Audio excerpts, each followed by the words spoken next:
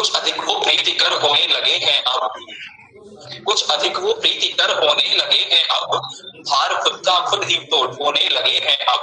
रात भर डरते रहे हैं, रात भर डरते रहे हैं खुद के होने से, रात भर डरते रहे हैं खुद के होने से, और चादर तान कर सोने लगे हैं अब। आप सभी सुधीजनों को मेरा प्रणाम।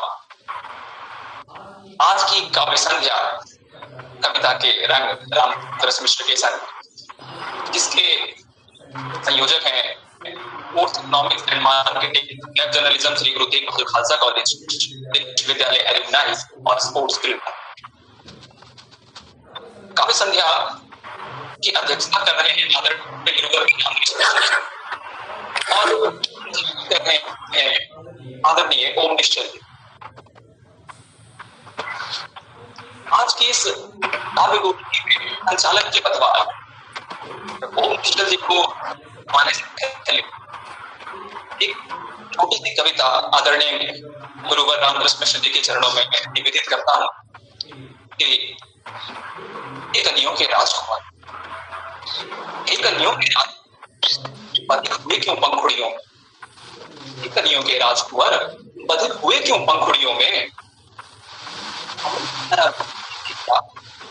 क्या रास्ता हुआ था पंखुड़ियों में, एक कन्याओं के राजकुमार बधिक हुए क्यों पंखुड़ियों में, अमृत धारा बहती थी क्या रास्ता हुआ था पंखुड़ियों में, उड़ गए थे उड़ना क्या तुम, उड़ गए थे उड़ना क्या तुम खोए पंखुड़ियों में, उन्मुक्त गगन में उड़ने वाले, उन्मुक्त गगन में उड़ने वाले, क्यों बंधन स्वीकार हुआ, क्या बात सिर्फ इतनी थी कि पंखुड़ियों से प्यार हुआ, क्या बात सिर्फ इतनी थी कि पंखुड़ियों से प्यार हुआ, रहे बते भोर तलक तुम, ऐसा क्या था पंखुड़ियों में, एक कन्याओं के राजकुमार बधिक हुए क्यों पंखुड़ियों में।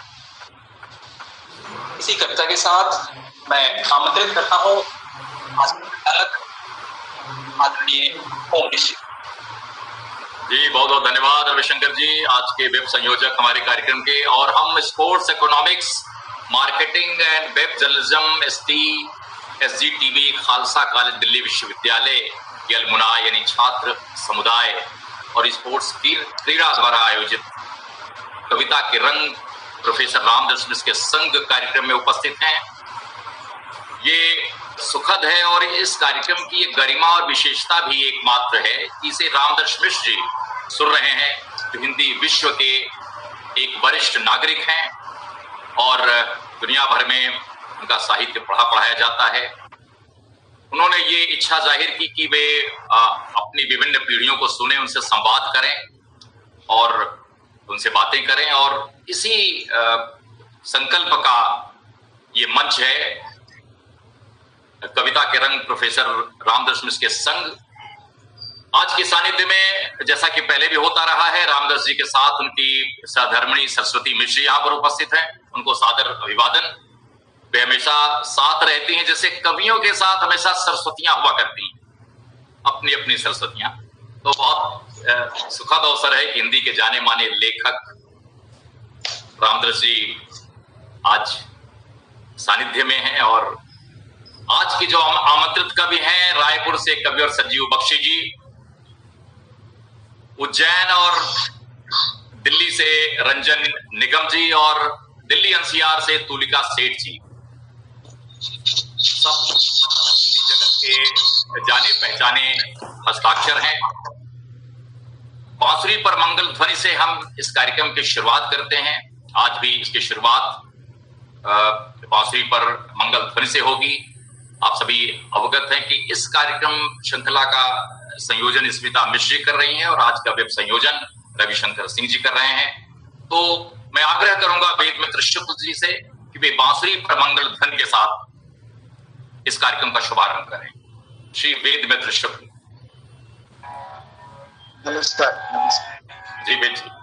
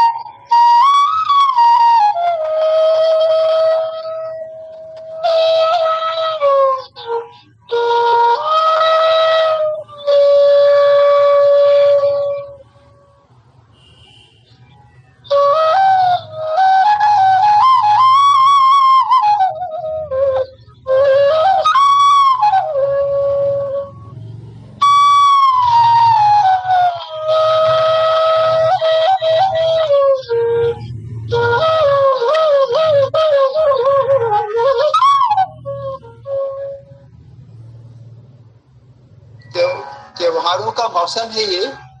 आप सभी को सादर प्रणाम निवेदित करते हुए एक और त्योहार हम सबके सामने आ चुका है और कुछ उसी से जुड़ी हुई एक धुन मंगल ध्वनि के रूप में यहाँ पर प्रस्तुत है। आशीर्वाद चाहूंगा।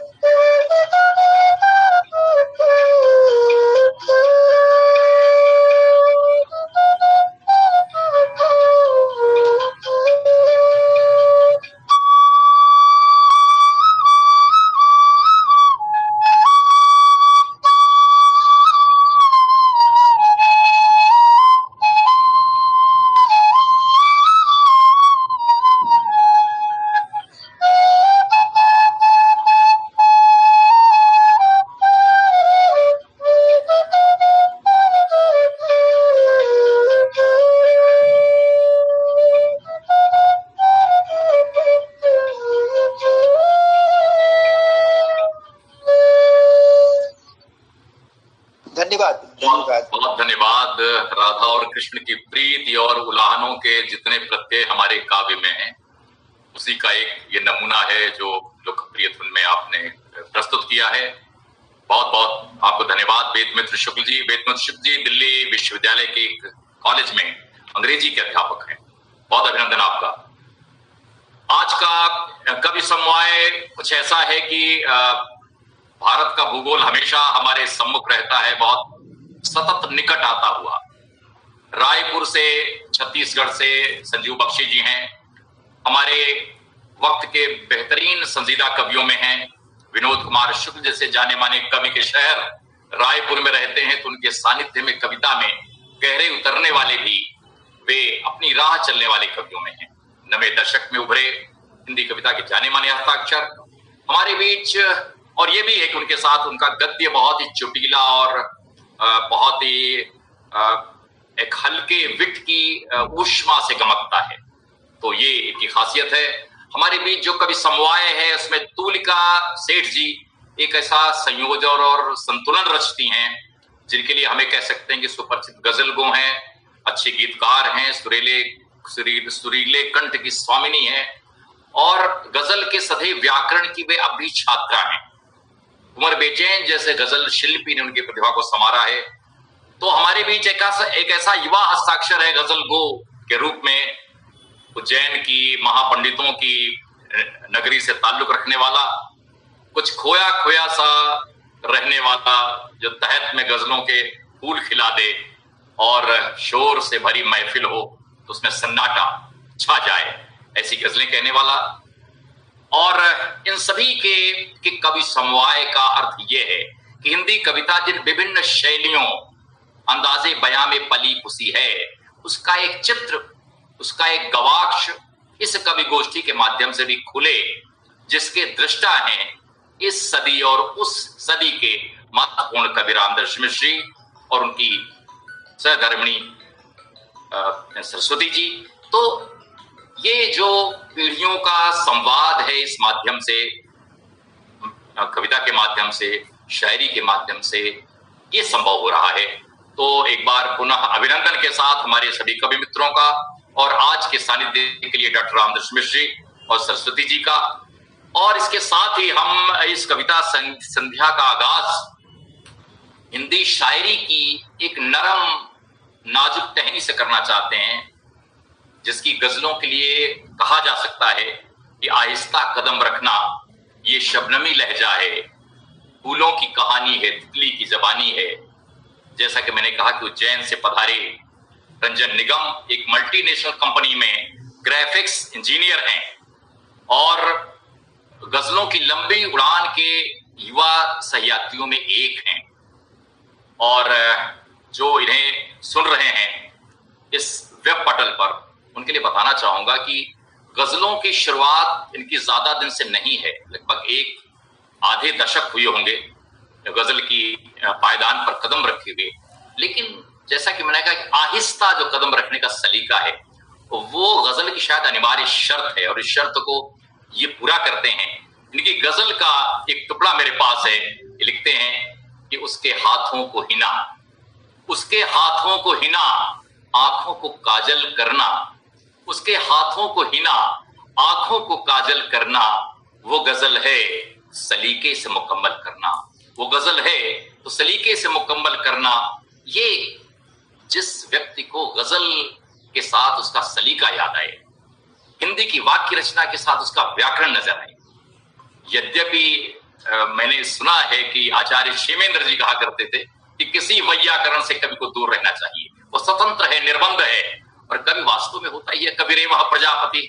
लेकिन गजल के साथ ये है कि उस प्रजापति को भी उस छंद में ढलना होगा, और उस प्रजापति को अगर गजल लिखनी है तो उसे गजल के मुहावरे और अंदाजे बयां में ढालना होगा। तो मैं रंजन निगम को आवाज देता हूं, एक ऐसे शायर जिसके लिए मैं कह ही चुका हूं कि तहत में भी गजलों में फूल खिलाते हैं। रंजन निगम, स्वागत और अभिनंदन। माइक मुखर कर लें और प्रकट हों।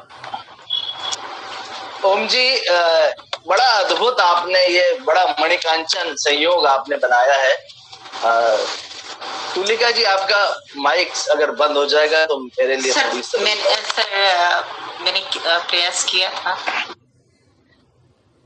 तो मैं निवेदन ये कर रहा था कि ओम जी ने एक ऐसा संयोग बनाया है। मैं तो बड़ा घबरा रहा हूँ, उत्साह में भी था, जिज्ञासा में भी था, क्योंकि रामदास जी के सामने मुझे, तो मैं विचार कर रहा था अनवरत कि मैंने तो अभी तक ऐसा कुछ लिखा ही नहीं है कि मैं रामदास जी को सुना सकूं, लेकिन अपना प्रयास करूंगा और बिना किसी भूमिका के मैं अपने गजल का मतला और 2 शेर पेश करता हूँ आप सभी को। और मेरा सौभाग्य यह है कि विवेक जी भी मेरे बड़े भाई यहाँ पे हैं। तो मतला यह है कि ये ओम जी, अगर आप मुझे आज्ञा दें तो मैं कहूं कि तुलसीदास जी बालकांड में जब राम जाते हैं अहिल्या के पास और वो एकदम भाव विभोर हो जाती है जब वो छूते हैं, तो वो अति प्रेम अधीरा पुलक शरीरा मुख नहीं आवई वचन कही अतिशय बड़ भागी चर नहीं लागी जुगल नयन चलता। वहां से ये बात जब हमने अपनी माता जी से सुना, तो अब क्योंकि मैं जहां से मैं अपनी बात, तो उतनी अच्छी बात तो मैं नहीं कह पाया, लेकिन मैंने कहा कि सहरा को पहली पंक्ति में आप राम को देखें, दूसरी में अहिल्या को, सहरा को छुआ और उसे गुलजार कर दिया। सहरा को छुआ और उसे गुलजार कर दिया। सहरा को छुआ और उसे गुलजार कर दिया। सहरा को छुआ और उसे गुलजार कर दिया, वर्षों का इंतजार आश्कार कर दिया। क्या बात है, क्या बात है, बहुत खूब। और अब जो अहिल्या की तस्वीर आपको आगे दिखेगी कि गर होते बेवफा तो यूं जिल्लत न झेलते, गर होते बेवफा तो यूं जिल्लत न झेलते, हमको वफा ने गुनहगार कर दिया। क्या हमको मगर वफा ने गुनहगार कर दिया। बहुत खूब रंजन भाई। हम दोनों एक नदी के किनारों से बढ़ गए। हम दोनों एक नदी के किनारों से बढ़ गए, इस पार मुझको और उसे उस पार कर दिया। क्या बात है, क्या बात है भाई। इस पार मुझको और उसे उस पार कर दिया, सारे जहां का हुस्न सितमगर में आ गया। दुनिया को एक अनार ने बीमार कर दिया। दुनिया को एक अनार ने बीमार कर दिया। क्या खूबसूरत आपने मुहावरे का इस्तेमाल किया। फिर एक बार इरशाद फरमाएं। सारे जहां का हुस्न सितमगर में आ गया, सारे जहां का हुस्न सितमगर में आ गया, दुनिया को एक अनार ने बीमार कर दिया। एक मतलब ये भी देखें कि एक लफ्ज है हिंदी वालों के लिए पेचो खम, उसके मानी है जटिल, कॉम्प्लेक्स। जरा सी बात थी, इतने पेचो खम निकल आए जी। मैं मेरे सामने तो जीवंत साहित्य की गंगा है। मैं तो बड़ा कि एक युग पुरुष हमारे सामने है और मुझे मेरा सौभाग्य कि मैं उन्हें सुना पा रहा हूं। जरा सी बात थी, तुलिका जी, ये मैंने अपनी माता जी को के लिए कहा था, ये तो आपके अगर नजदीक से गुजरे तो, जरा सी बात थी और इतने पेचो खम निकल आए।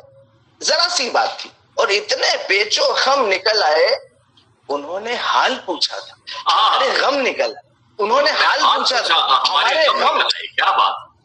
जरा सी बात थी और इतने पेचो खम निकल आए, उन्होंने हाल पूछा था, हमारे गम निकल आए इसी आवारगी से। ये ओम जी मुझसे ऐसा अक्सर कहते हैं, तो उन्हीं की बात मैं आपको बता रहा हूँ कि ओम जी मुझसे क्या कहते हैं कि इसी आवारगी से तय किए हैं हमने भी रस्ते, इसी आवारगी से तय किए हमने भी रस्ते, जहां भटके हुए हो तुम वहां से हम निकल आए। जहां अटके हुए या भटके हुए हो तुम वहां से हम निकल आए। क्या बात। जहां भटके हुए हो तुम वहां से हम निकल आए। एक ये भी देखें कि किधर से चले थे किधर आ गए हम, किधर से चले थे किधर आ गए हम, उधर का सफर था इधर आ गए हम। किधर से चले थे किधर आ गए हम, उधर का सफर था इधर आ गए हम, ये चाहा था हमने निकल जाए बचकर, मोहब्बत को लेकिन नजर आ गए। क्या बात है, क्या बात है। मोहब्बत को लेकिन, फिर से रंजन जी, ये चाहा था हमने निकल जाए बचकर, मोहब्बत को लेकिन नजर आ गए हम। फकीराना तबीयत की दस्तार बांधे, पगड़ी, फकीराना तबीयत की दस्तार बांधे, भटकते हुए दर बदर आ गए, भटकते हुए दर बदर आ गए हम। ये चाहत हमने निकल जाए बदर, मोहब्बत को लेकिन नजर आ गए हम। और अगर आप आज्ञा दें तो मैं एक नज्म, मेरा बड़ा मन है कि मैं रामदरस जी की, आपकी तो पसंदीदा है वो नज्म, और ये नज्म मेरी पीड़ा भी है, मेरा निवेदन भी है और मेरी प्रार्थना भी है। अर्ज किया है कि शब भर के जिसकी तलाश में आंखें मेरी सोती नहीं, शब भर के जिसकी तलाश में आंखें मेरी सोती नहीं, कि नसीब हो एक सफर इनको कोई ऐसा कहीं, कि जिस सफर के हम सफर तहजीब के हाफिज बने, जिनका अकीदा सब्र हो और जो जाहिद बने। तुलसी कबीरा साथ हो, तुलसीदास जी एक मस्जिद के आंगन में बैठ के रामचरितमानस लिखते हैं, और कबीर दास जी जो मुस्लिम परिवार से आते हैं, उनका जो सारा का सारा ज्ञान है वो रामानंद आश्रम से उनको प्राप्त। ये हमारी सभ्यता है। तुलसी कबीरा साथ हो, रैदासो मीरा साथ हो। रैदास जो है वो जूता बनाते हैं, मीरा राजकुमारी है परिवार से। तुलसी कबीरा साथ हो, रैदासो मीरा साथ हो, नाना कोई सा संग चले, राजी हो सब खुश रंग चले। वाह। जमजम का, ओम जी, जमजम का कोई नल मिले, जमजम का कोई, जमजम का कोई नल मिले, गंगा का जिसमें जल मिले, जल मिले। इंसानियत प्यासी बहुत है शायद इसी में हल। क्या बात। जमजम का कोई नल मिले, गंगा का जिसमें जल मिले, इंसानियत प्यासी बहुत है शायद इसी में हल मिले। दश्ते तसव्वुर हो अगर, उसमें हो एक ऐसा शजर पेड़, उसमें हो एक ऐसा शजर, चैनो सुकून हर शाख हो और पत्ता पत्ता ख्वाब हो, हर ख्वाब में परियां मिले, हर ख्वाब में परियां मिले, नेकी कहो परचम लिए, हर ख्वाब में परियां मिले, नेकी कहो परचम लिए। जहां जहां खुशियों का एक बाग हो, महके जहां पर, बहुत शुक्रिया, बहुत महके जहां पर उल्फतें हो, शफकतें ही शफकतें, ना नफरतों की आग हो। आदम की जितनी हो बस्तियां, जैसे जब पैदा होता है तो वो आदमी होता है, और वो आदम का बच्चा, उसको एक पूरी यात्रा तय करनी होती है इंसान बनने की। आदम की जितनी हो बस्तियां, इंसान के हो बस घर वहां। आदम की जितनी हो बस्तियां, इंसान के हो बस घर वहां, जहां जहां जबा जबा पे दुआ मिले, रोशन अमन के चराग, रोशन अमन के चराग हो। जहां जहां ओम जी इल्म को दुआ मिले, मोहताज हो कोई नहीं, जहां बराबरी की बात हो, सरताज हो कोई। जहां इल्म को इज्जत मिले, मोहताज हो कोई नहीं, जहां बराबरी की बात हो, सरताज हो कोई नहीं। जो ऐसा होगा मुआशरा समाज, जो ऐसा होगा मुआशरा, फिर नींद मुझको आएगी, होगा मुकम्मल ये सफर, राहे खुदा मिल जाएगी। शब भर के जिसकी तलाश में आंखें मेरी सोती। बहुत खूब रंजन भाई, बहुत शुक्रिया, बहुत शुक्रिया।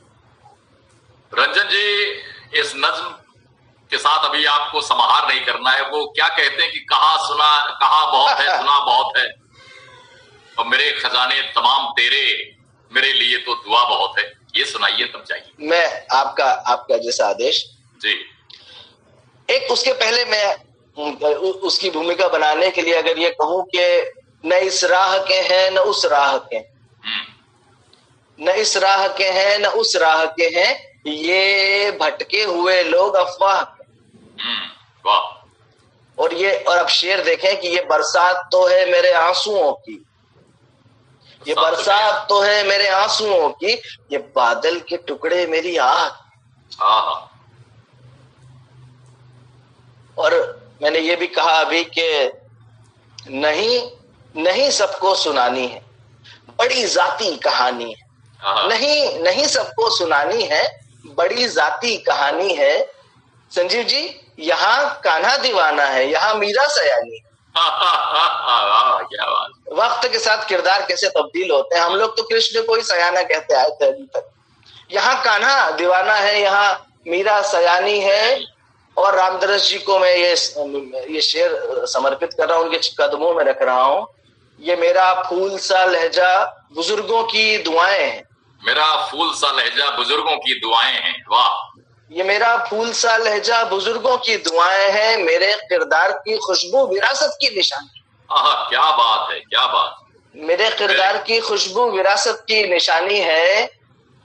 हो इज्जत एक दूजे की। ओम जी से हमने जो सीखा है, मैंने ये सीखा है कि हो इज्जत, वो छोटों के साथ भी बड़ा मित्रवत व्यवहार करते। हो इज्जत एक दूजे की, भरोसा एक दूजे पे। हो इज्जत एक दूजे की, भरोसा एक दूजे पे, सबके वास्ते जन्नत हो वो दुनिया बसानी। क्या बात है, बहुत खूब। सबके वास्ते जन्नत हो वो दुनिया बसानी है। और तुलिका जी, कभी ऐसा मंजर आपके सामने आता हो कि अजब है कश्मकश, कोई बताए क्या करे रंजन। अजब है कश्मकश, कोई बताए क्या करे रंजन। उसी से बात कहनी है मुझे, जिससे छुपानी। उसी से बात कहनी। और अब जो ओम जी का आदेश था कि कहा बहुत है सुना, कहा बहुत है सुना बहुत है, कि मैंने तुझको लिखा बहुत, कि मैंने तुझको लिखा बहुत है, मेरे खजाने तमाम तेरे, मेरे लिए तो दुआ बहुत। मेरे खजाने तमाम तेरे, मेरे खजाने तमाम तेरे, मेरे लिए तो दुआ बहुत है। खामोश लब है, ख्याल गुम है, खलिश बड़ी है, खला बहुत। जो छोड़ के घर ये जा रहा है, जो छोड़ के घर ये जा रहा है, वो मेरे दिल में रहा बहुत है, वो मेरे दिल में रहा बहुत है। और एक शेर ये भी है इसमें कि ज़बां का थोड़ा है तल्ख रंजन। ज़बां का थोड़ा है तल्ख रंजन, मगर हाँ दिल का भला भला। बहुत शुक्रिया ओम जी। बहुत खूब। मेरे खजाने तमाम तेरे, मेरे लिए तो दुआ बहुत है। बहुत ही खूब। आपने छोटी पहर की गजलों में जिसे तूफान ला दिया। रामदरस जी हाथ उठाकर आपको दुआएं दे रहे हैं, बिल्कुल बुद्ध मुद्रा में। ये हमारी कामयाबी है कि हमें अपने बुजुर्गों का आशीष मिल रहा है। और अब मैं मुखातिब होता हूं तुलिका सेठ जी की ओर। कविता भी हो, कंठ भी हो, तरन्नुम भी हो, तहत भी जिसके पास, और खूबसूरत लिखने वाली तुलिका भी, उसी का नाम तो तुलिका सेठ है। क्या बात। जैसा कि मैंने कहा कि हमारे समय के बड़े कवि, बड़े गीतकार, सुललित, सुकंठ, कुंवर बेचैन कभी हाल में नहीं रहे। उनकी कड़ी दीक्षा में पढ़ने वाली तुलिका जी ने अपनी लेखनी को लगातार मांझा और परिष्कृत किया। मंच के अनुशासन से जुड़ी होकर भी उन्होंने कविता और शायरी को उसके मेयार से नीचे नहीं गिरने दिया। गजलों के दो कलेक्शन आए हैं, आईना जिंदगी का और गुनगुनाती है बेचैनियां। ये फर्रुखाबाद यूपी से ताल्लुक रखती हैं, हिंदी और अर्थशास्त्र में एमए हैं, संगीत कला में भी निष्णात हैं, कई सम्मान उनके खाते में हैं।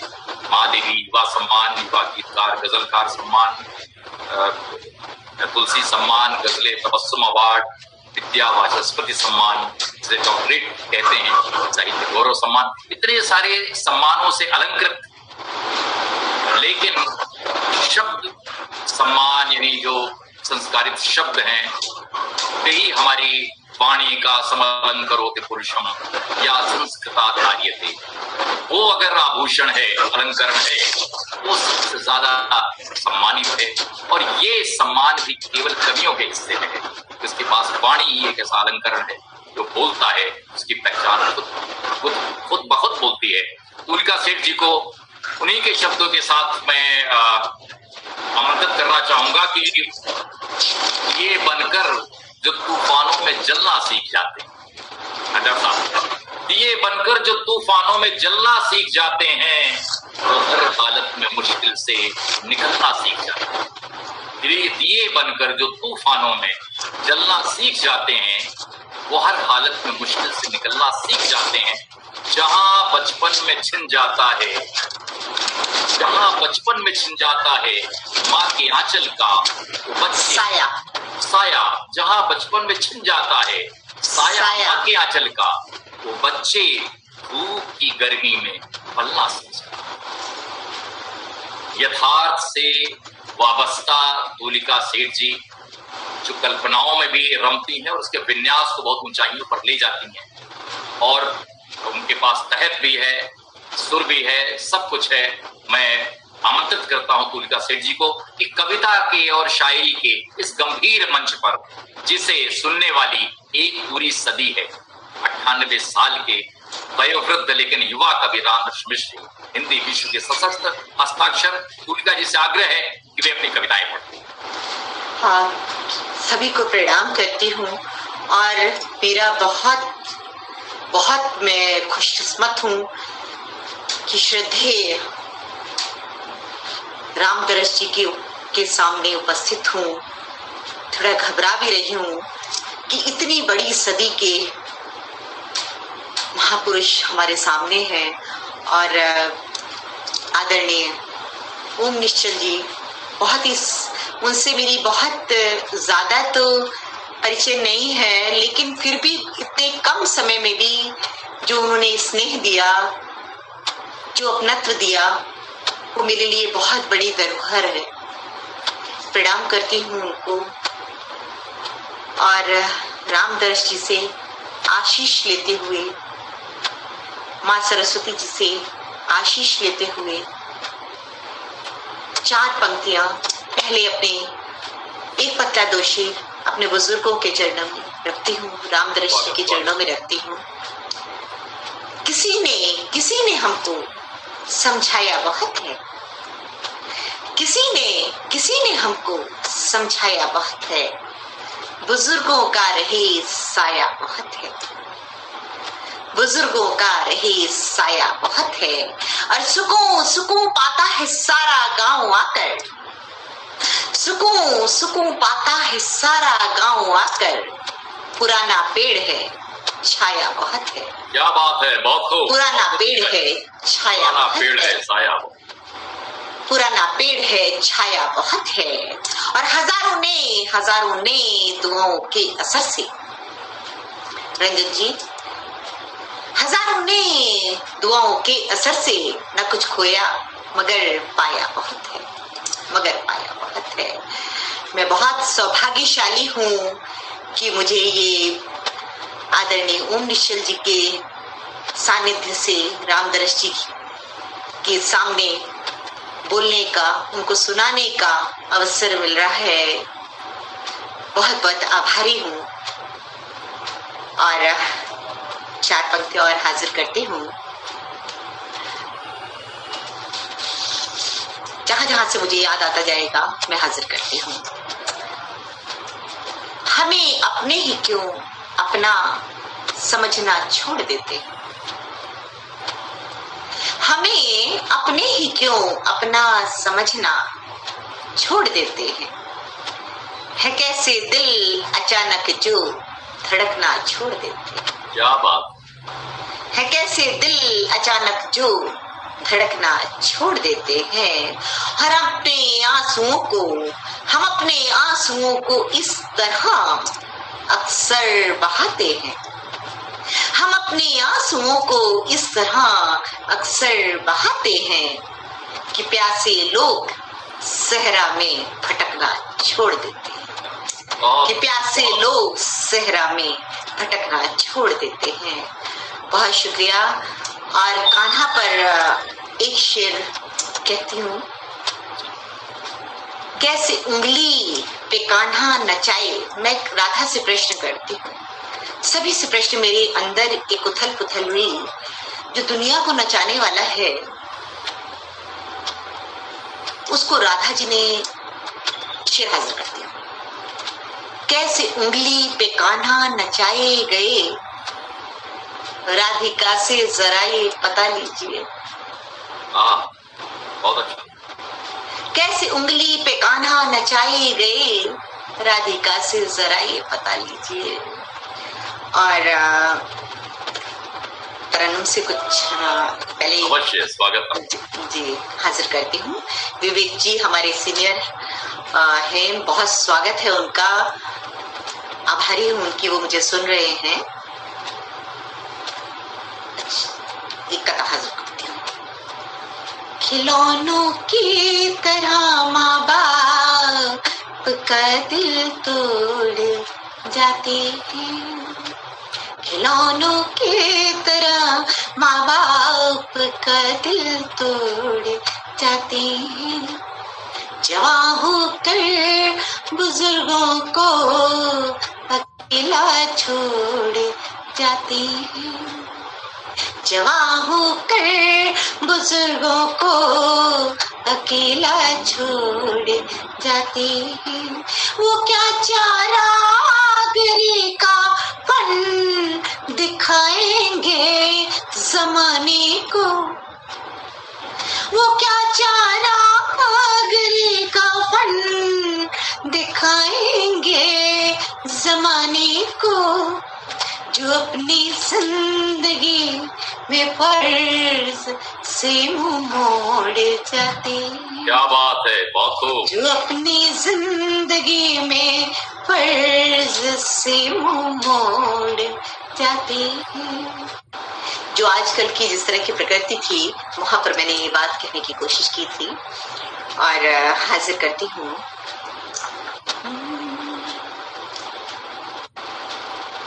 मेरे गीतों को गजलों को तुम अपना नाम दे देना, मेरे गीतों को गजलों को तुम अपना नाम दे देना। नाऊं होश में फिर से मुझे वो जाम दे देना। मैं अपनी जिंदगी तेरे हवाले कर रही हूँ लो, मैं अपनी जिंदगी तेरे हवाले कर रही हूँ लो। गुजारूं साथ जो तेरे हंसी वो शाम दे देना, गुजारूं साथ जो तेरे हंसी वो शाम दे देना। बहुत शुक्रिया। और अलग अलग रंग की मैं थोड़ा थोड़ा अलग अलग आदरणीय श्रुति रामदास जी हमारे समक्ष हैं, तो अलग अलग रंग की कुछ कुछ चीजें हाजिर कर रही हूँ। एक गजल के कुछ शेर हाजिर करती हूँ। बेहतर है आईनों से मोहब्बत का आईना, बेहतर आईनों से मोहब्बत का आईना, रख दो छुपा के अपनी शिकायत आईना, रख दो छुपा के अपनी शिकायत का आईना। ये कौन है जो चाहने वालों के सामने, ये कौन है जो चाहने वालों के सामने रखता है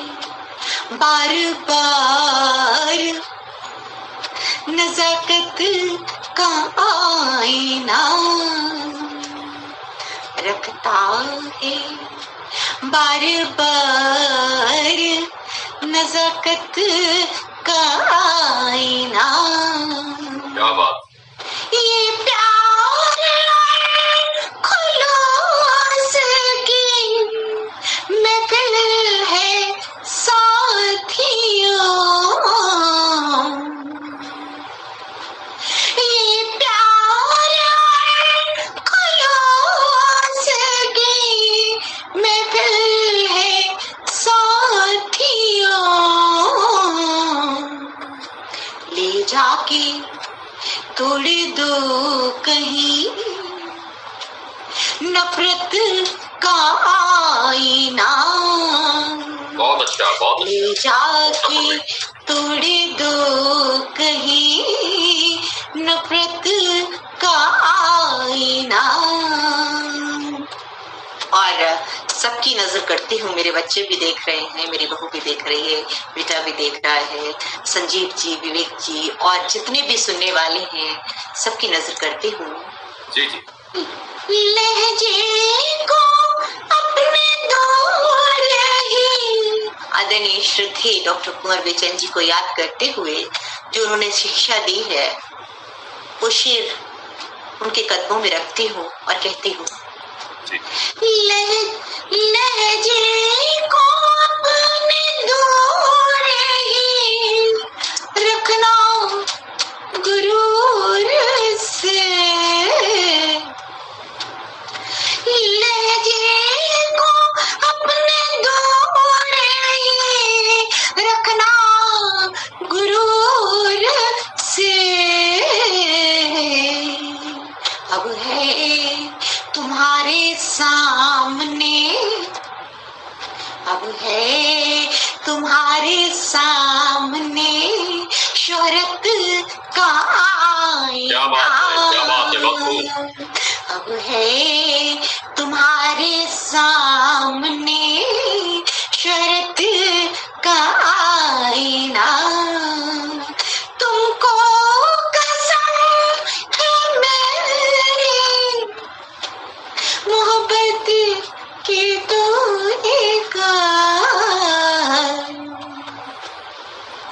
तुमको कसम है मेरी मोहब्बत की तो लेका। तोड़ो ना मेरे सामने हसरत का आईना। तोड़ो ना मेरे सामने हसरत का आईना। सर क्या और समय है या मैं विराम दूं? कुछ तहत पे दो चार और पढ़ दें जिससे समार हो जाए। हाँ जी बिल्कुल, दो चार अशार। हाँ जी सर। दो तीन अशार छोटी बहर के गजल के एक बहुत पहचान की गजल है, लोगों ने बहुत पसंद की है और उसका टाइटल भी है मेरी सकरे का, तो मैं हाजिर करती हूँ। तहत के बजाय तरन्नुम में हाजिर करती हूँ जी। और वो जब तक आपके मन में कोई बेचैनी नहीं है, तड़प नहीं है, तो हम कुछ कह नहीं पाते, लिख नहीं पाते। वहीं से हाँ, तो बस वहीं से ये रदीफ आया और मैंने निभाने की कोशिश की है और आप लोगों के कदमों में रखती हूँ। मुस्कुराती है बेचैनियाँ, मुस्कुराती है बेचैनियाँ, यूं सताती है बेचैनियाँ, यूं सताती है बेचैनियाँ। दिल की धड़कन के हर तार पर, दिल की धड़कन के हर तार पर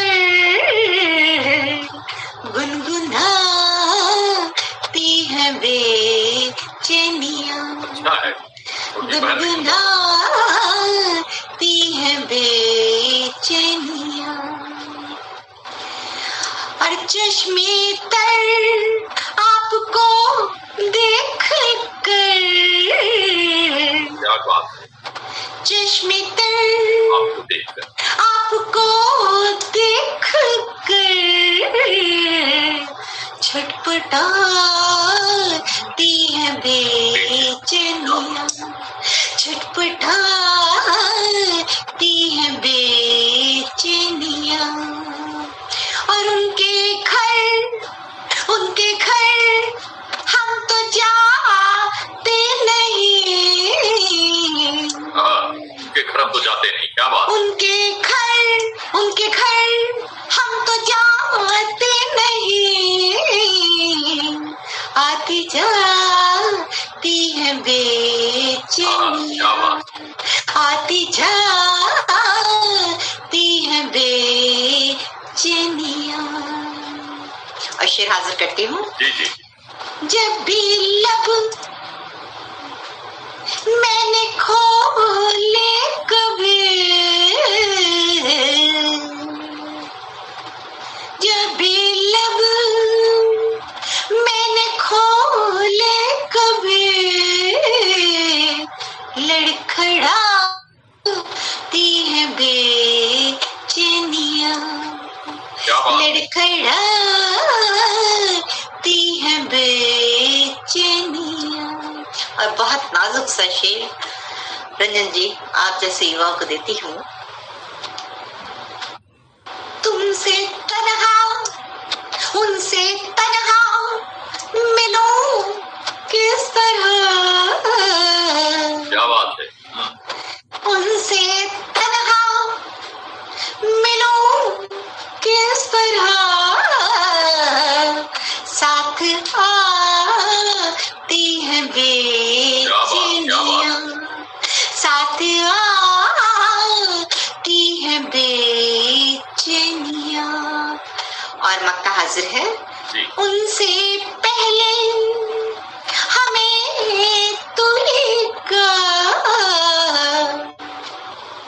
याद आती है बेचैनिया, याद आती है बेचैनिया।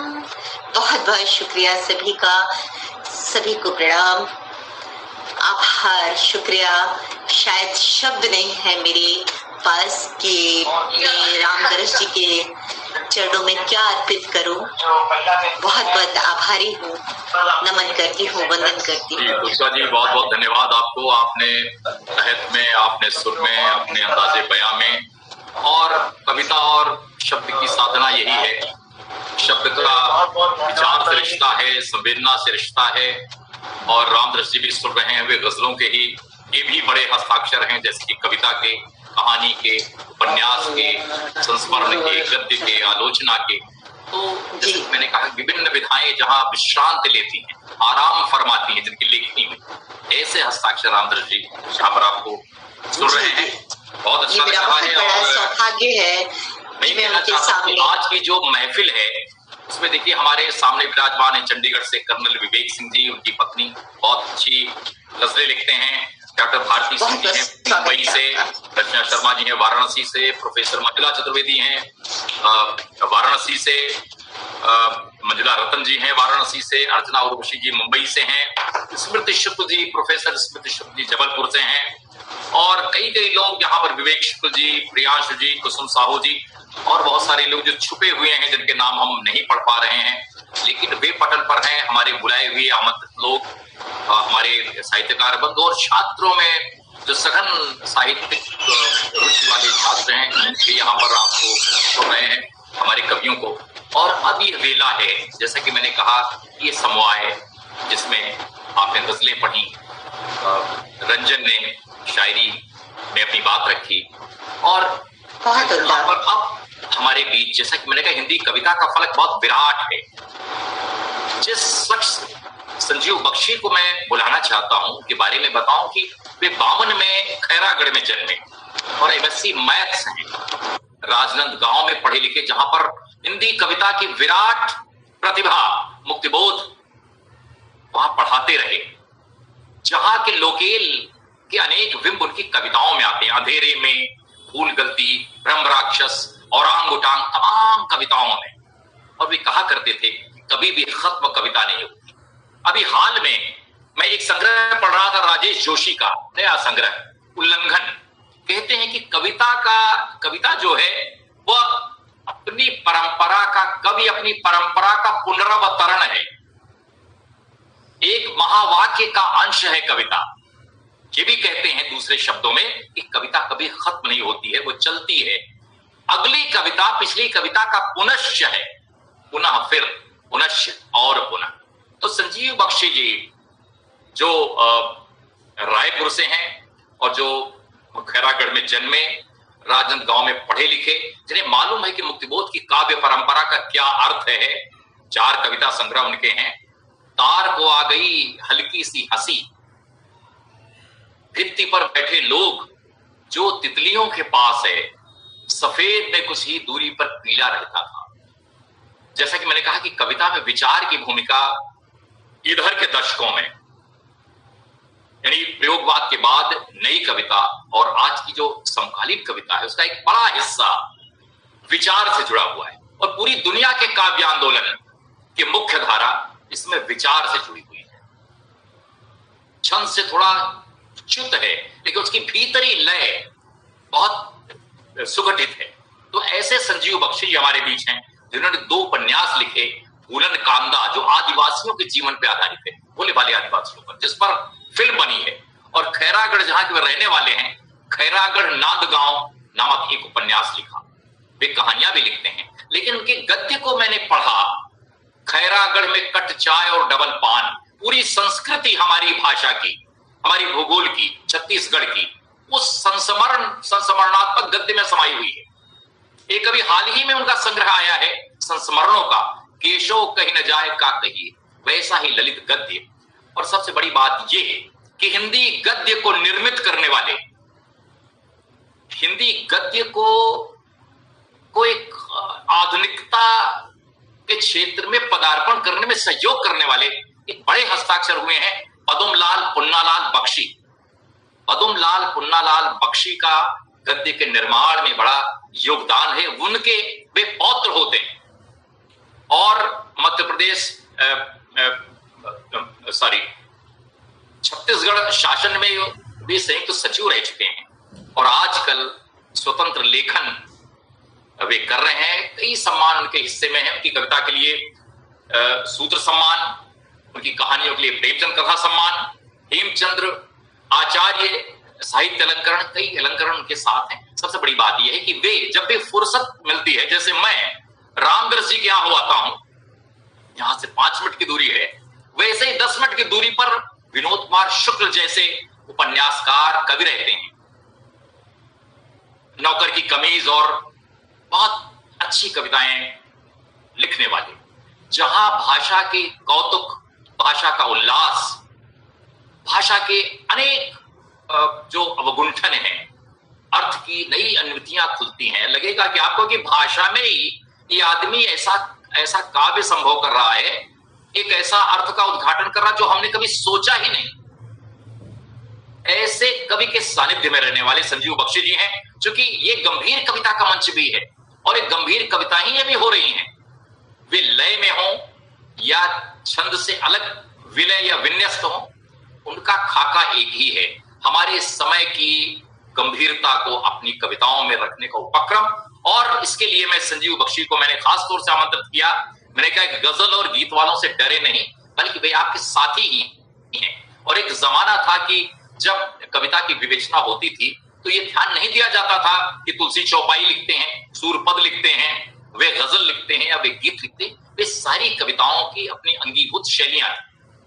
तो मैं ऐसे संजीव बख्शी जी को, जो कि गद्य पद्य सबके आचार्य हैं, उसके नवाचारों के प्रयोक्ता है, आग्रह करूंगा कि वे अपनी कविताएं सुनाएं। लेकिन उससे पहले बस केवल चंद पंक्तियों में जो मुझे उनकी चीज पसंद आई है, आप देखें कि मेरे सहजता देखें आप। मेरे ड्राइंग रूम में महीनों से बिना नागा आने वाली चिड़ियों को मैं थोड़ा भी नहीं पहचानता।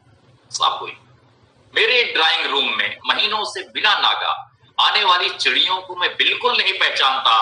इतना भी नहीं, वे चिड़ियां जितना मुझे पहचानती, इतना भी नहीं जितना वे चिड़िया मुझे पहचानती। इतनी बेबाकी के साथ उपस्थित हो रहे हैं श्री संजीव बख्शी जी। स्वागत और अभिनंदन।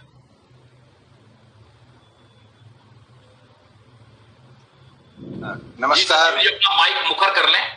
और जी जी नमस्कार। रामदरस मिश्र जी को मेरा प्रणाम और ओम निश्चल जी को नमस्कार। ये मेरा मोबाइल कुछ डिस्टर्ब कर रहा था बीच में, कुछ गर्म होने के कारण या कुछ ऐसी स्थिति थी। तो देखिए मैं सुनाता हूँ। छोटी छोटी 2 रचनाएं, कविताएं। सफेद से कुछ ही दूरी पर पीला रहता था, कविता संग्रह से है। हाँ, सुनाए जी। स्वागत स्वागत। वो एक का शीर्षक है कैरिड बैक रॉन्ग साइड। अभी अभी हॉकी की चर्चाएं चल रही थी, हॉकी खेल की। तो ये तीनों जो है कैरिड बैक और रॉन्ग साइड, हॉकी में फाउल हुआ करती।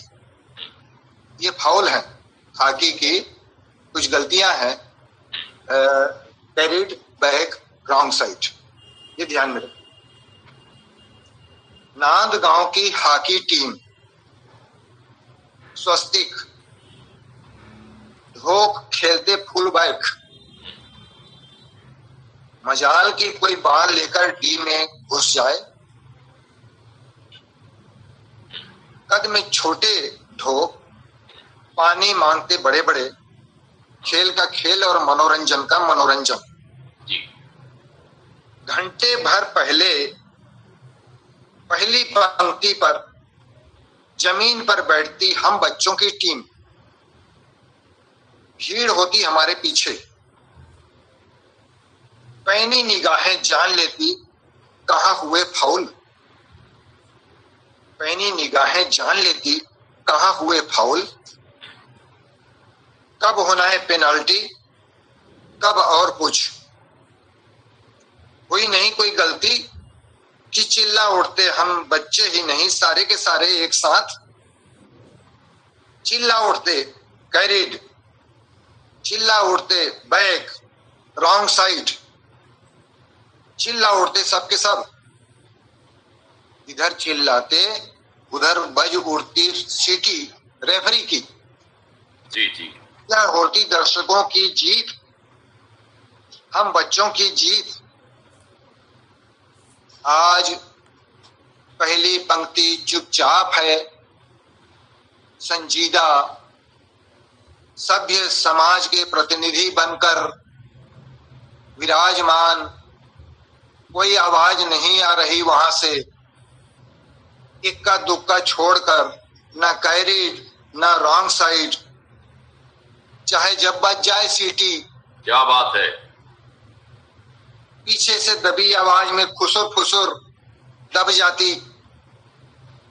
जाने कब से और क्यों कर यह आवाज नहीं आ रही, कि नहीं सुनी गई हो इस आवाज को कभी, या सुनकर कर दी गई हो अनसुनी।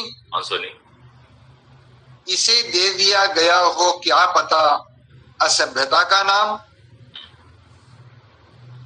चाहे कुछ हो, इस आवाज का कम हो जाना खेल का कम हो जाना है। चाहे कुछ हो, इस आवाज का कम हो जाना खेल का कम हो जाना है। क्या बात है, बहुत अच्छा रूपक है। जब जब ढूंढ कर लाया जाए खेल फिर से, जरूरी होगा ढूंढ कर लाई जाए खोई हुई आवाज। Carried back wrong side. दूसरी कविता जी जी। कविता में सरसों। कविता में सरसों। सरसों, बहुत अच्छा जी। कविता में जब भी सरसों लिखता हूं, लगता है मैं उसके साथ न्याय नहीं कर पा रहा हूं, या तो उसे पूरा पूरा नहीं उतार पा रहा हूं, या कुछ मिलावट जैसा कुछ हो रहा है जी। एक तो बहुत दिन हो गए देखे सरसों के खेत, और भी बहुत दिन हो गए कि देख पाता किसी किसान का सरसों के खेत के बीच खिला खिला चेहरा। आम के अचार से जानता हूं उसका स्वाद और गंध, जो मल्टीनेशनल कंपनी की अचार की शीशी के ढक्कन खुलते ही फैल जाती है पूरे कमरे में। थोड़ी ही देर में यह कमरा बन जाता है एक शहर, फिर देश। बच्चे पीले पीले सुंदर रैपर्स को सरसों के खेत की तरह जानते हैं। बच्चे पीले पीले सुंदर रैपर्स को सरसों के खेत की तरह जानते हैं। इसमें बच्चों का क्या दोष? यह अचार बाजार से मैं ही खरीद कर लाता हूं प्रतिमा। लोगों ने सुझाया, क्या सरसों लिखना जरूरी है कविता में? कविता कोई अचार तो नहीं कि कोई चक्कर देखे और कहे कि इसमें सरसों नहीं। क्या कहता, यह तो मैं समझता था और मेरे कुछ मित्र कि कविता में सरसों का होना उतना ही जरूरी है जितना उसका खेत में होना जरूरी है। क्या बात है, बहुत अच्छा जी। एक कविता है, अभी उठेंगे विश्वकर्मा। जी जी। यहाँ जो अभी सोए हैं विश्वकर्मा है, जागेंगे अभी। देखना जागते ही पहुंच जाएंगे अपने अपने काम पर। कोई गारा बनाने तो कोई दीवार पर, छज्जा या छत पर। किसी को काटना है लोहे का छड़, किसी को पत्थरों की कटिंग करना है, कोई फर्श की घिसाई में हो जाएगा व्यस्त, कोई धुलाई करने में रेत ईंट गारा। काम चलता रहेगा। एक साथ काम शुरू होने की आवाज आएगी, किसी और शोर से अलग यह श्रम की आवाज। इस आवाज में मिली जुली होगी उनकी अपनी आवाज, जो अभी चुप हैं क्योंकि अभी वे सोए हैं। सोए, क्या बात। विश्वकर्मा हैं, सोए हैं अपनी अपनी नींद, सोए हैं एक पोर्च के नीचे। अभी तो खा रहे थे अपना अपना डिब्बा में लाए थे भात और साग को भी इनका था इंतजार। जैसे इनकी साइकिलें जो वहीं दीवार से लगकर खड़ी हैं, उन्हें पता है वापस जाने का समय। भात और साग को पता है वे खाने के वक्त तक जितना हो सके अपने भीतर गर्मी बचा कर रखते हैं। वे जानते हैं अब उतर रहे हैं विश्वकर्मा, छत से, दीवार से, छज्जा से। अब धोएंगे हाथ पांव, मुंह धोएंगे और डिब्बा डिब्बा खाएंगे चुपचाप और सो जाएंगे वहीं पोर्च के नीचे। जैसे बरगद की छांव है, सालवन की ठंडक है, जैसे कोई सुखद बिछावन है, पोर्च का फर्श। सोए हैं विश्वकर्मा गहरी नींद। विश्वकर्मा, क्या बात। उनकी नींद में कभी नहीं आता कोई ठेकेदार का आदमी या टाइम कीपर, ना कोई उन्हें जगाने आता। ठीक काम का समय होता है, उठ जाते हैं सबके सब एक साथ, और जैसे बज गया हो श्रम का घंटा, इधर श्रम का घंटा बजा कि सब और श्रम की आवाज हो जाती है शुरू। इस आवाज में शामिल है चैती की आवाज।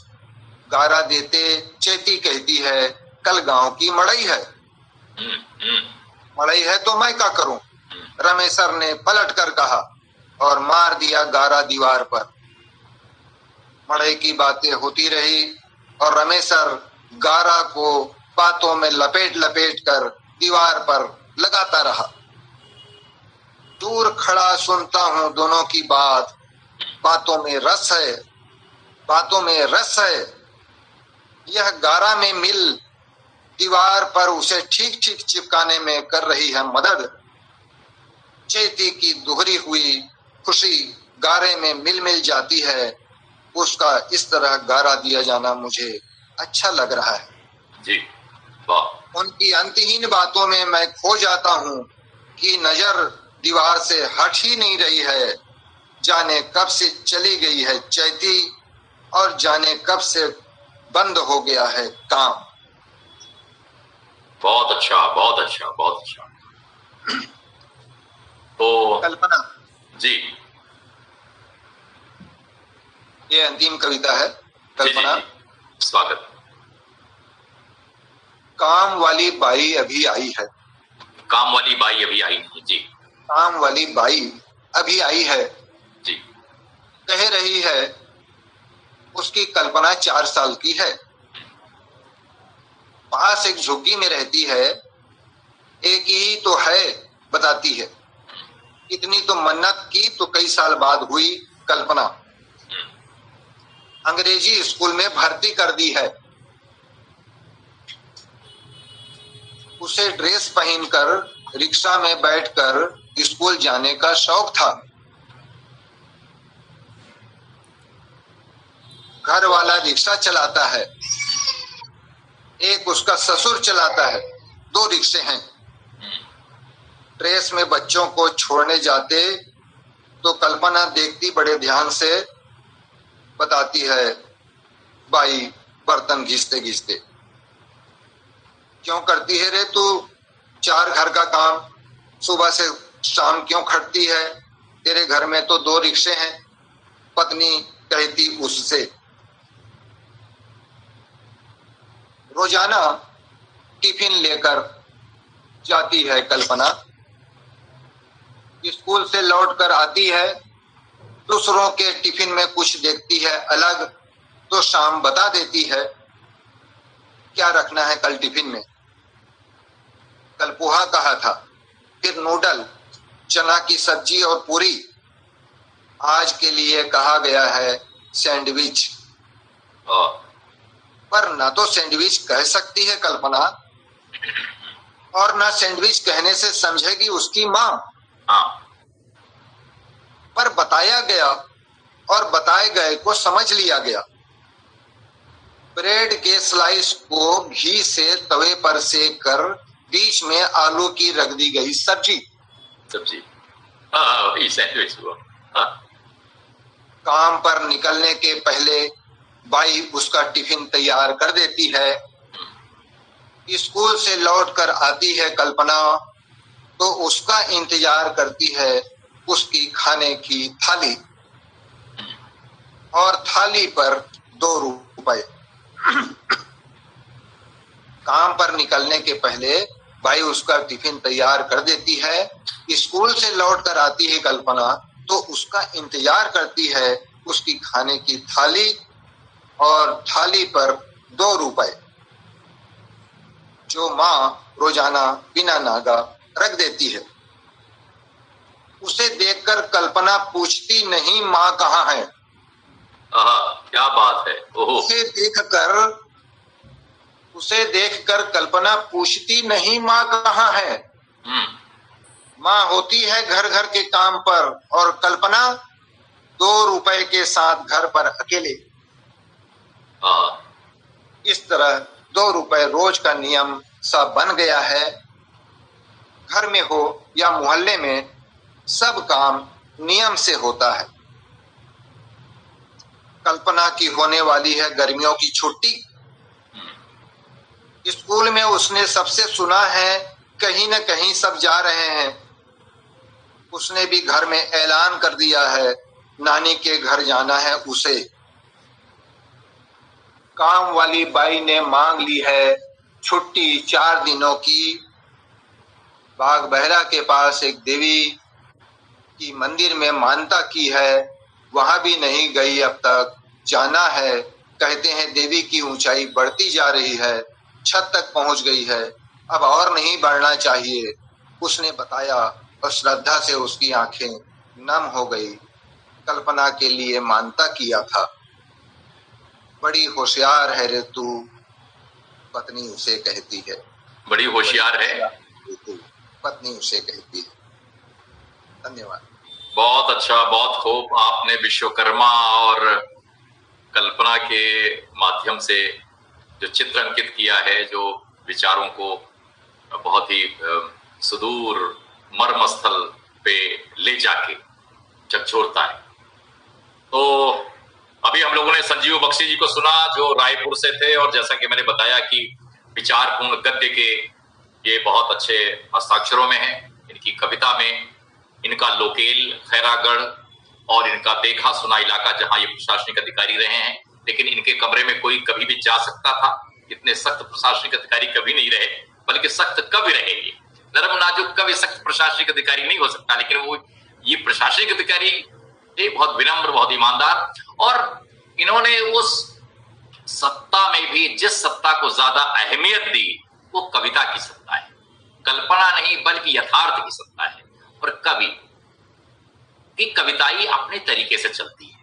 किसी एक सांचे का कवि कोई नहीं होता, एक सांचे की कसौटियां होती हैं। जैसे कोई मम्मट, कोई विश्वनाथ, उसके लक्षण गिनाता है, लेकिन लक्षणों को हमेशा तोड़ देते हैं आज के कवि या किसी भी काल के कवि। वे लक्षणों से परे होते हैं। तो संजीव बख्शी जी को भी हमने सुना।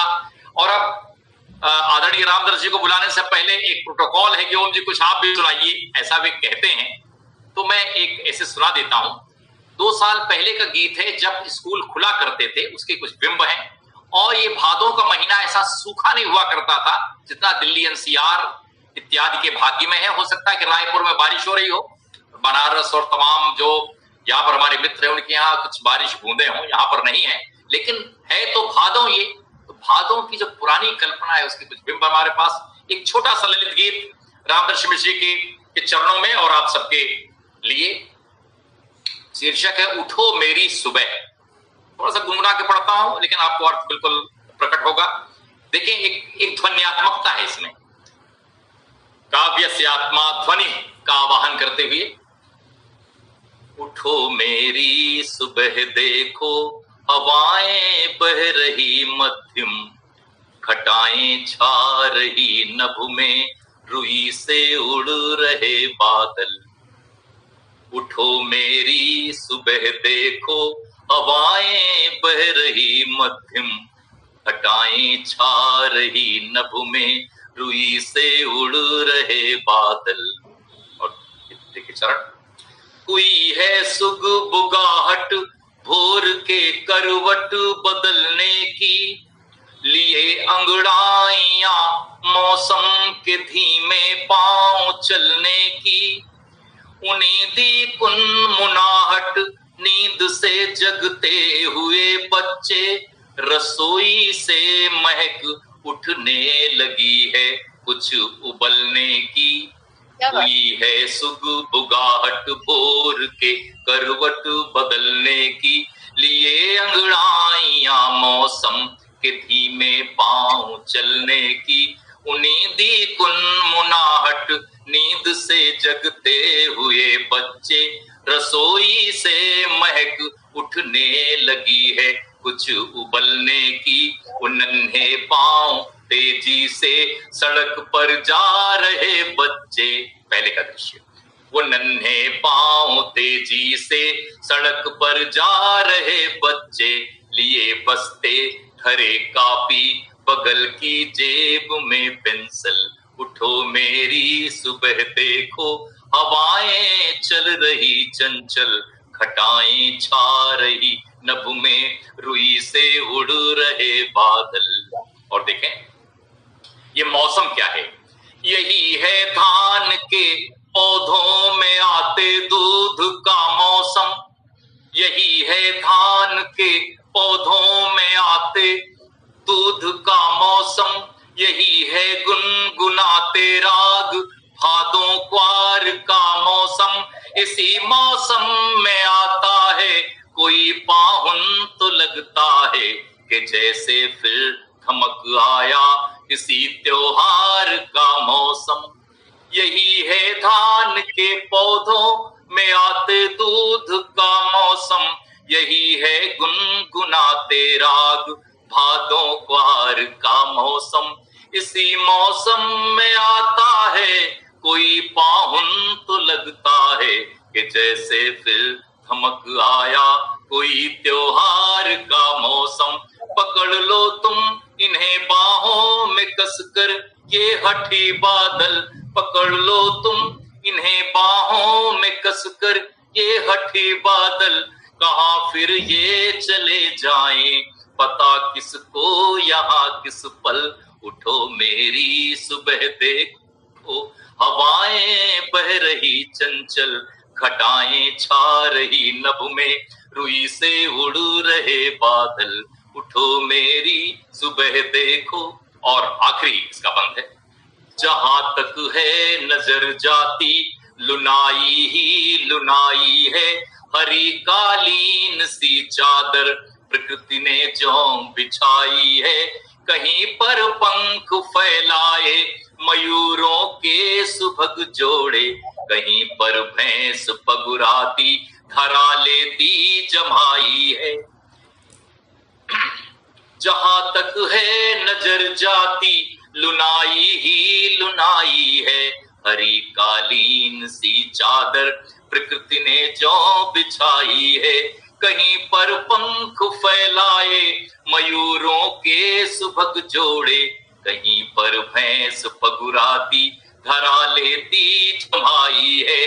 वो देखो जाल लेकर जा रहे हैं ताल मछुआरे, वो देखो जाल लेकर जा रहे हैं ताल मछुआरे, नदी की देह में होने लगी है फिर नई हलचल, उठो मेरी सुबह देखो, हवाएं बह रही चंचल, घटाएं छा रही नभ में, रुई से उड़ रहे बादल।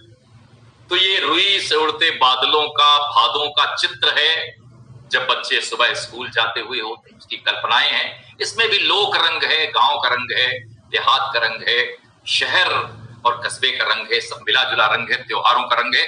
तो ये मैंने प्रोफेसर रामदर्श मिश्र के साथ जो कविता की शाम हो रही है, इसका ये प्रोटोकॉल है कि ओम जी भी कुछ सुनाएंगे, तो मैंने रस्मदायगी की है। लेकिन ये जो शाम है ये तब तक पूरी नहीं होती, इसकी अल्पना में वे रंग जब तक नहीं सज जाते, जो रंग रामदर्श जी अपनी गजलों या मुक्तकों या कविताओं से भरते हैं। और अब ये समय प्रोफेसर रामदर्श मिश्र जी का है। वे आप सबको आपके सानिध्य के लिए, कविता में उपस्थित होने के लिए आपसे संवाद कर रहे हैं, आपके बारे में कुछ कहें और आप भी सुनाएं। ये पल रामदर्श जी का है। बहुत बहुत स्वागत और अभिनंदन इस पूरे सदन की ओर से।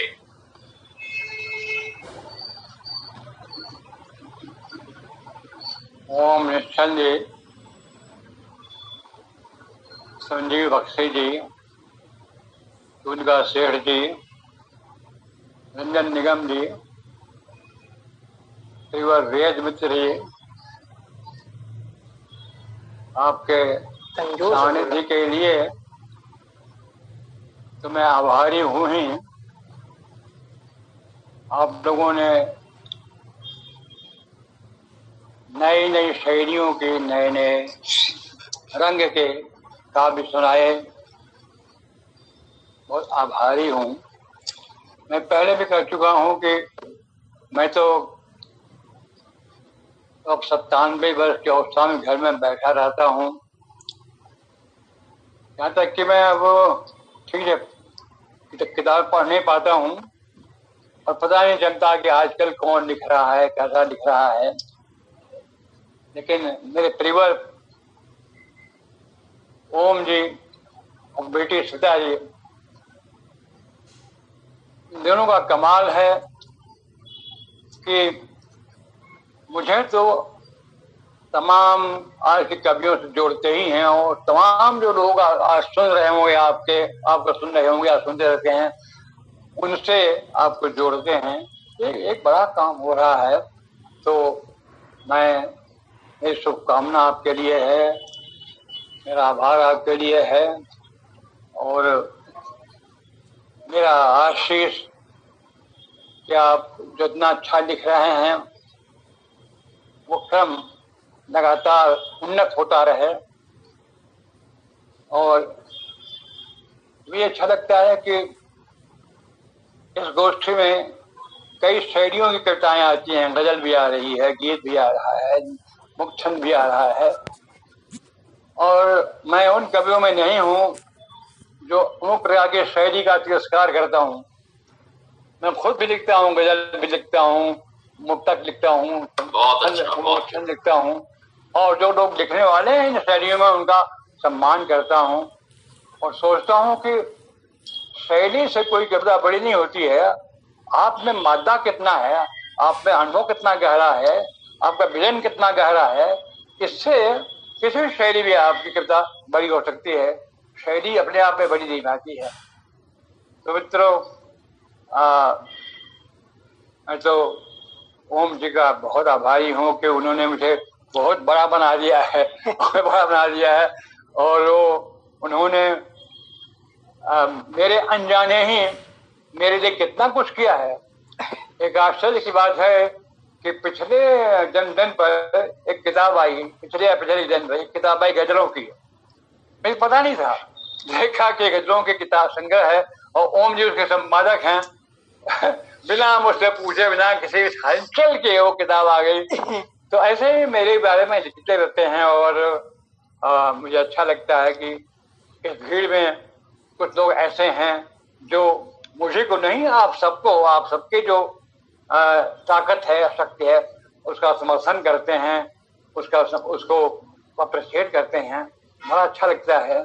और ये है कि ये मैं तो दिन भर घर में बैठा होता हूँ, लेकिन 2-3 घंटे ऐसे होते हैं जो आपके साथ बीतते हैं तो लगता है समय कुछ सार्थक हो गया है, समय कुछ संगीतमय हो गया है, समय कुछ रौनक हो गया है।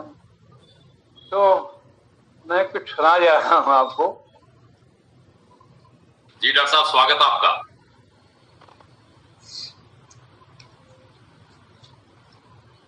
मेरा संग्रह आया था आम के पत्ते। जी जी जी जी। उसमें कई कविताएं ऐसी थी जो निर्जीव वस्तुओं पर थी, अधिकांश थी। एक कविता सुई, वो मैं सुना रहा हूं आपको।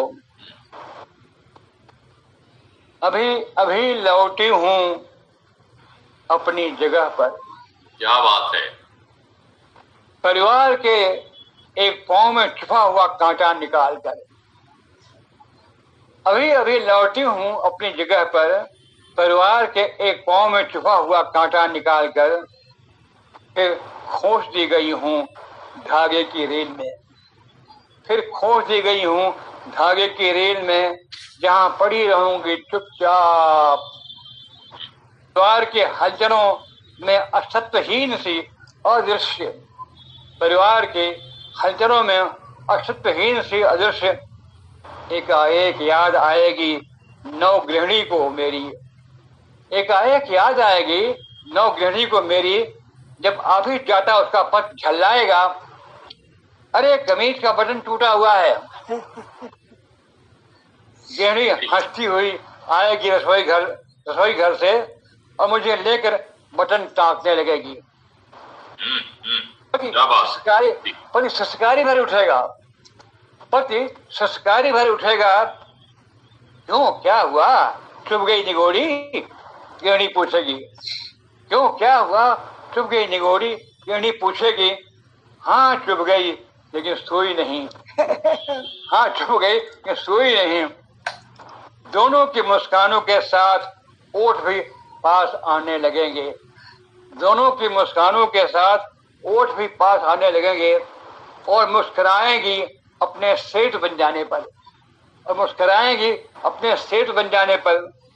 मैं खुद नंगी पड़ी होती हूँ, मैं खुद नंगी पड़ी होती हूँ, लेकिन मुझे कितनी तृप्ति मिलती है कि मैं दुनिया का नंगापन ढांपती रहती हूँ। मैं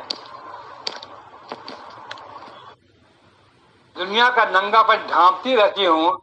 शिशुओं के लिए झबला बन जाती हूँ, बच्चों बड़ों के लिए कुर्ता कमीज टोपी और न जाने क्या क्या। कपड़ों के छोटे बड़े टुकड़ों को जोड़ती हूँ, कपड़ों के छोटे बड़े टुकड़ों को जोड़ती हूँ और रचना करती रहती हूँ आकारों की, आकारों से छवियों की, छवियों से उत्सवों की। कितना सुख मिलता है, कितना सुख मिलता है जब फटी हुई गरीब साड़ियों और धोतियों को बार बार सीती हूँ। कितना सुख मिलता है जब फटी हुई गरीब साड़ियों और धोतियों को बार बार सीती हूँ और भरसक नंगा होने से बचाती हूँ देह की लाज को। और भर से नंगा होने से बताती हूँ देह के लाज को। जब फटन सीने के लायक नहीं रह जाती, जब फटन सीने के लायक नहीं रह जाती, तो चुपचाप अपनी असमर्थता पर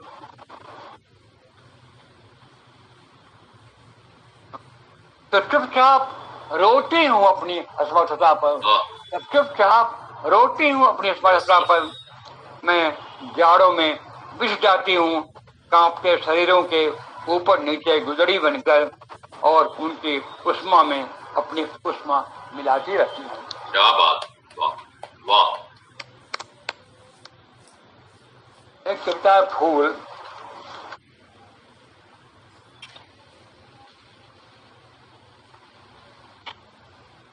बाजार में सजा प्लास्टिक के फूलों का उद्यान,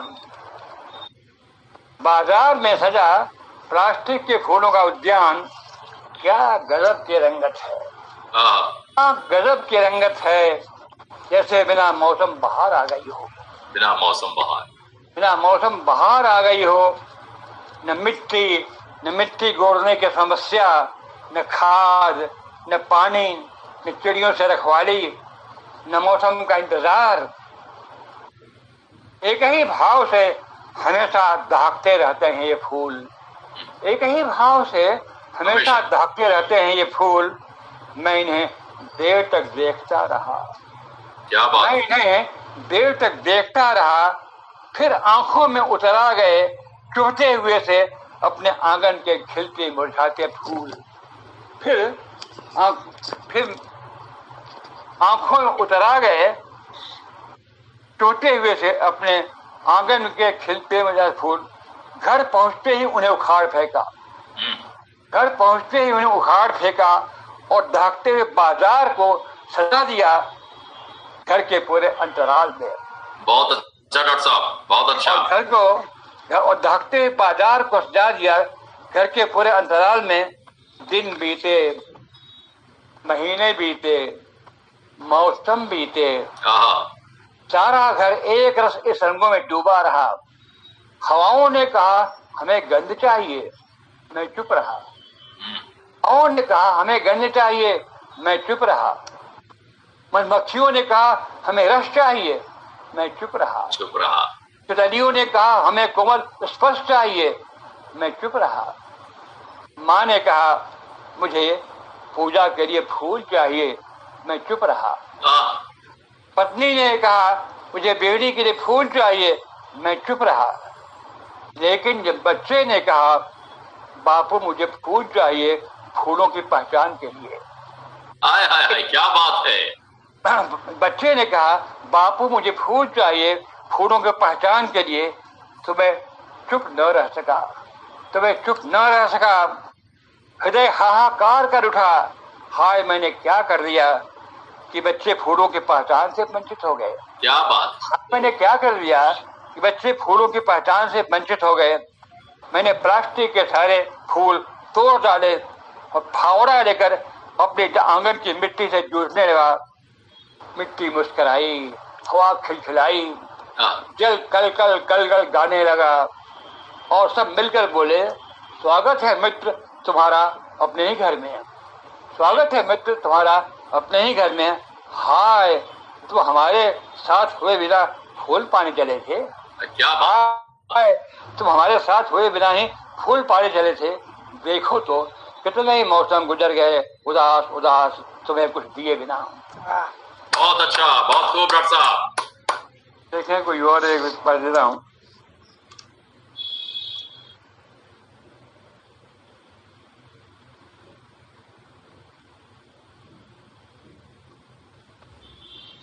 एक कविता है औरत जी, स्वागत है। सर्दी हो या बरसात, सोते हुए या उम्मीदी बीती हो रात, तुम 4 बजे उठ जाती हो। तुम 4 बजे उठ जाती हो, बच्चे सोए रहते हैं, किसी को कहीं जाना होता है, किसी को कहीं। बारी बारी से सबके लिए चाय बनाती हो, उठाती हो, नाश्ता बनाती हो, कभी हंसती हो, कभी झल्लाती हो। हर आदमी की फरमाइशों के साथ पूरे घर में भागती फिरती हो और घूम फिरकर रसोई घर में आ जाती हो और घूम फिरकर रसोई घर में आ जाती हो। दाल का बदकना, चावल का खदकना, बर्तनों का खनखनाना, सब्जी का छनछनाना, यानी अन्नपूर्णा का एक सुगंधित साज तुम्हारे हाथ से बजता रहता है। यानी अन्नपूर्णा का एक सुगंधित साज तुम्हारे हाथ से बजता रहता है और रात का बिखरा हुआ घर तुम्हारी लय पर सजता रहता है। तुम समय में तनी हुई समय को तानती हो, तुम समय में तनी हुई समय को तानती हो, उसके एक एक क्षण के अर्थ को पहचानती हो। कपड़े फेंचती हो, बर्तन धोती हो, धीरे धीरे 2 बजते हैं, थोड़ा बहुत खाना खाकर लेटती हो कि धोबन आती है, न किसी मेहमान के हाथ से घंटी घनघनाती है। उम्मीद ही जागती हो, फिर से झुकने के डर से भनभनाती हो। फिर एक सन्नाटा पसरा होता है आसपास, सिलाई मशीन से उसे तोड़ती हो, घर के टूटे हुए सारे सूत्रों को जोड़ती हो, या चली जाती हो मोहल्ले के किसी घर में जहाँ कोई वेदना पसरी होती है। फिर सिलसिला शुरू होता है घर के लोगों को के आने का और चाय नाश्ता बनाने का। लोग टीवी देखते हैं, तुम खाना पकाती हो। लोग टीवी देखते हैं, तुम खाना पकाती हो। लोग गाना सुनते हो, तुम बैठे बैठे खुद ही गुनगुनाती हो। तुम बैठे बैठे खुद ही गुनगुनाती हो। और जब तुम सोने जाती हो तो रात के 11 बज रहे होते हैं। काम और तुम और काम जैसे रात के 4-5 घंटों के लिए ही 2 मित्रों में कुश्ती होती है। काम और तुम और काम जैसे रात के 4-5 घंटों के लिए ही 2 मित्रों में कुश्ती होती है। कभी कभी तुम मजाक में कहती हो, मेरी कभी नहीं होती, छुट्टी होती है। मजाक में कहती हो, मेरी कभी नहीं होती, सबकी छुट्टी होती है। और तुम्हारा मजाक जैसे छिप कर कहीं रो पड़ता है, और तुम्हारा मजाक छिप कर कहीं रो पड़ता है। सोचता हूँ तुमने क्या किया जिंदगी भर, सोचता हूँ तुमने क्या किया जिंदगी भर, गृहस्थी के जुए में जुटने के सिवाय। पति कागज कलम लेकर बड़े बड़े संवेदनाओं और मूल्यों की रचना करते रहे। पति कागज कलम लेकर बड़े मशीनों की रचना करते रहे और खुद बड़ा बनते रहे। बच्चे खिलते महकते रहे, नए क्षितिजों की ओर उनके चरण बढ़ते रहे और तुम चरखे की तरह घर में चलती रही। पति और बच्चों की खुशी में ढलती रही, अनाम जीती रही। और एक दिन अनाम चली जाओगी, अनाम जीती रही और एक दिन आराम चली जाओगी। और जब पति और बच्चों के यश की लाड़ी चारों ओर फैलेगी और उनकी जय जयकार होगी, तब कोई नहीं देखेगा कि एक औरत थी जो चूल्हे चक्की बर्तन भाड़े के लय पर जीवन के मंत्र पढ़ती रही है। तो कोई नहीं देखेगा कि एक औरत थी जो चूल्हे चक्की बर्तन भाड़े के लय पर जीवन के मंत्र पढ़ती रही है, जो खुद को अंधेरे में रखकर जिंदगी भर रोशनी की मूर्ति करती रही है। क्या बात है, क्या बात है, क्या बात है। कोई नहीं देखेगा कि एक औरत चूल्हे चौके में जीवन के मंत्र पढ़ती रही। डॉक्टर साहब कोई मुक्तक सुनाएंगे? मुक्तक एक आध मुक्तक याद हो तो सुनाए डॉक्टर साहब। डॉक्टर साहब अद्भुत नतमस्तक हूँ, अद्भुत बहुत मार्मिक, क्या कहने, निशब्द हूँ। हाँ, फूल कविता और औरत दोनों बहुत निशब्द जी। बख्शी जी बहुत उत्फुल्ल हैं, रंजन जी भी पूरी शताब्दी को बहुत कौतुक की निगाहों से देख रहे हैं। हमारे कर्नल विवेक जी भी बिल्कुल मुस्तैद हैं, जैसे साहित्य के शिविर में कोई सिपाही। और आप तो कर्नल हैं। बहुत ही अच्छा, आज बहुत अच्छा सुंदर। देखिए, मुक्त मन से डॉक्टर साहब कर्नल विवेक जी मेरे बहुत अच्छे मित्र और अग्रज हैं। हमारे साथ फरुखाबाद के में हम एक साथ पढ़े, हमारे प्रिंसिपल सर के बेटे हैं। बहुत बहुत स्वागत है उनका। पांडे जी जुड़े हैं और बहुत सारे लोग नए लोग भी जुड़े हैं इसे सुनने के लिए। कुछ लोगों के लिए स्थायी भाव है डॉक्टर साहब को सुनना, उनके लिए अनिवार्य होता है और इस पूरी गोष्ठी में रहते भी हैं।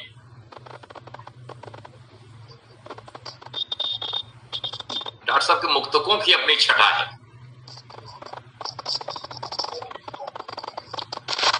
वो छटा आपके प्यार से आई है।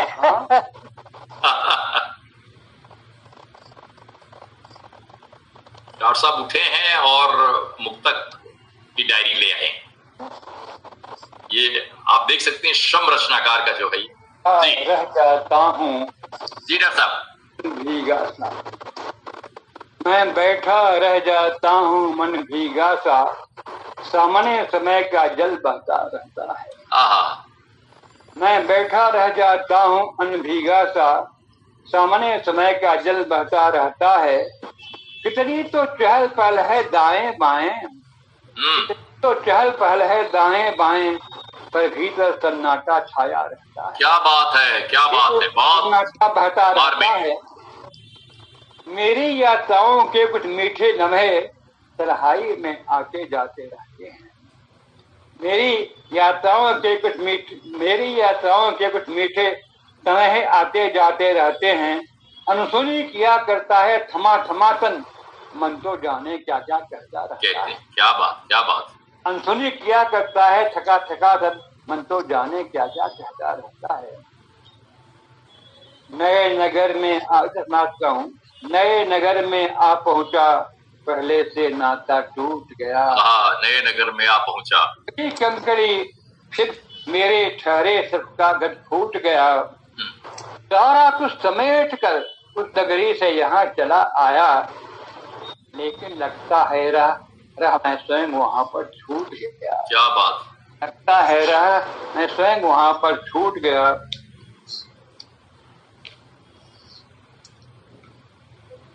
बहुत खूब डॉक्टर साहब।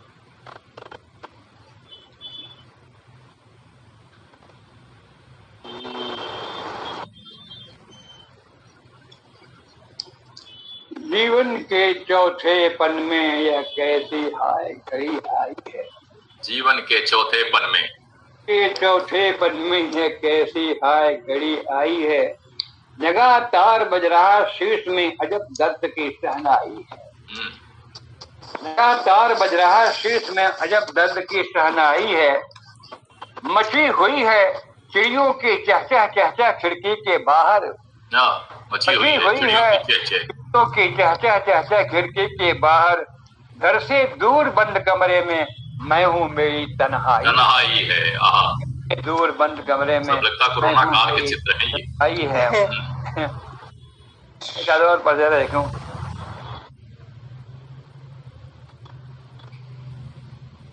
आप आए आज तो मौसम सुहाना हो गया। आप आए आज तो मौसम सुहाना हो गया। आज तो मौसम सुहाना हो गया। दूर था पर खुद से मिलने का बहाना हो गया। दूर था पर खुद से मिलने का बहाना हो गया।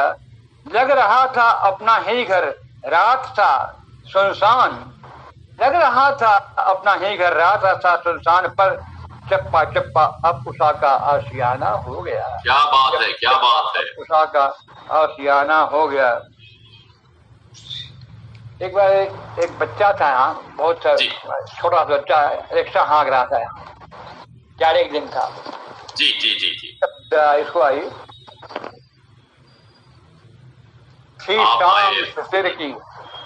शाम शिशिर की सन्नाटा थरथरा रहा था, थर थर थर। शाम शिशिर की सन्नाटा थरथरा रहा था, थर थर थर।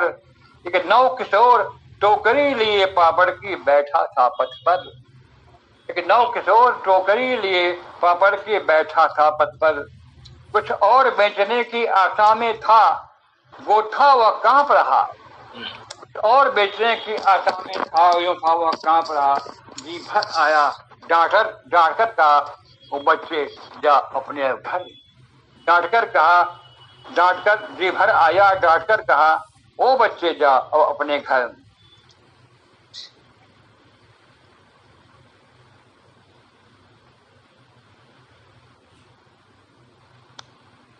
ठीक है, बहुत हो गया।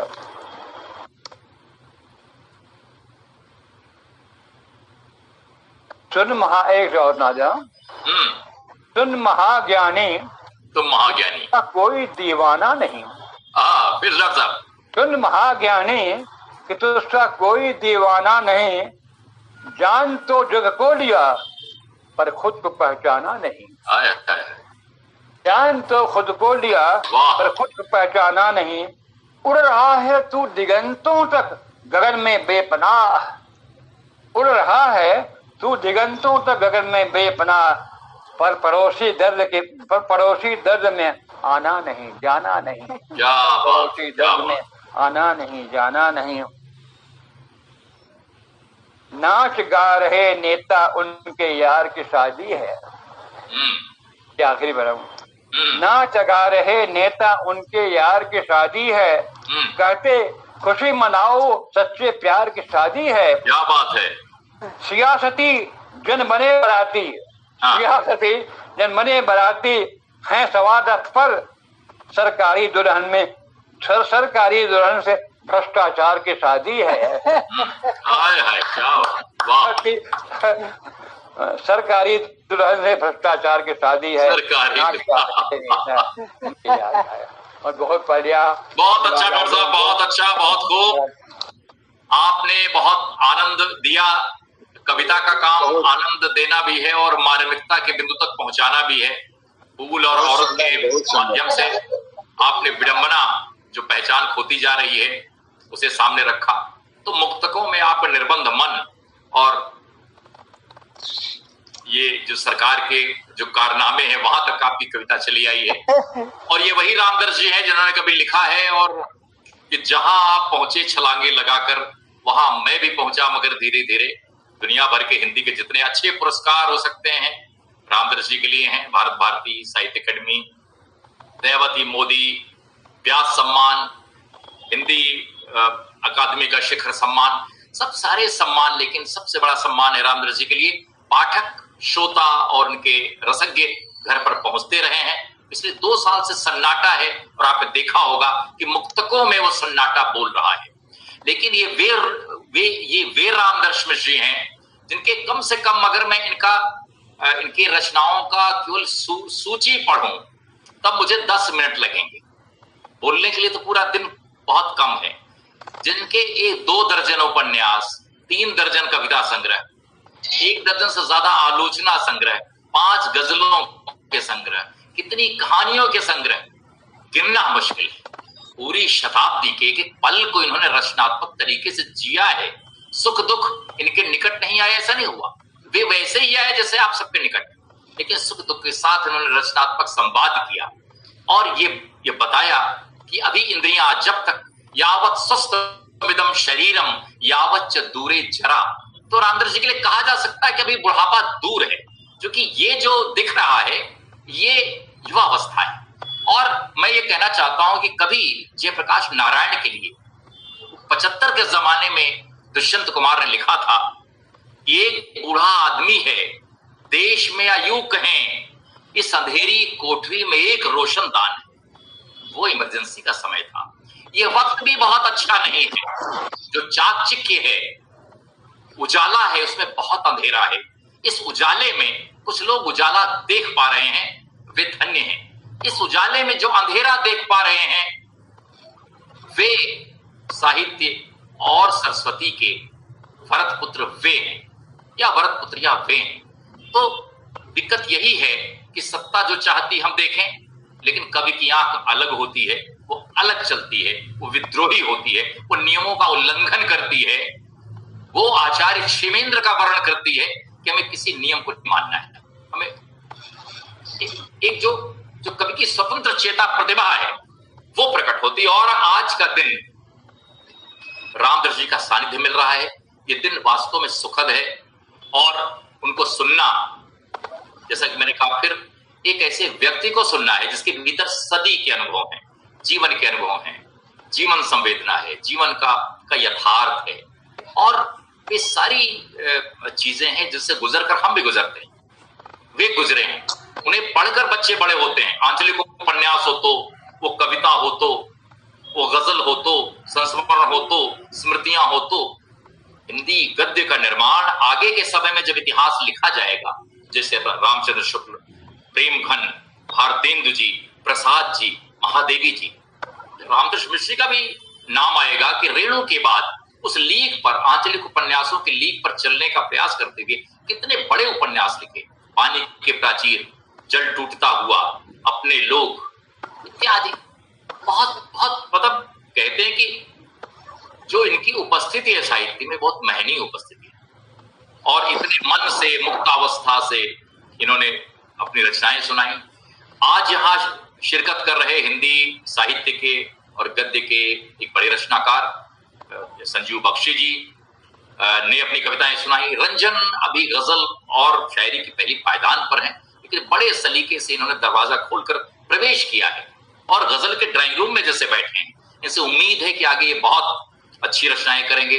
तुलिका जी की सदी हुई तुलिका है और इन्हें भी एक प्रशस्त वातावरण चाहिए फैलने, फूलने और फलने के लिए।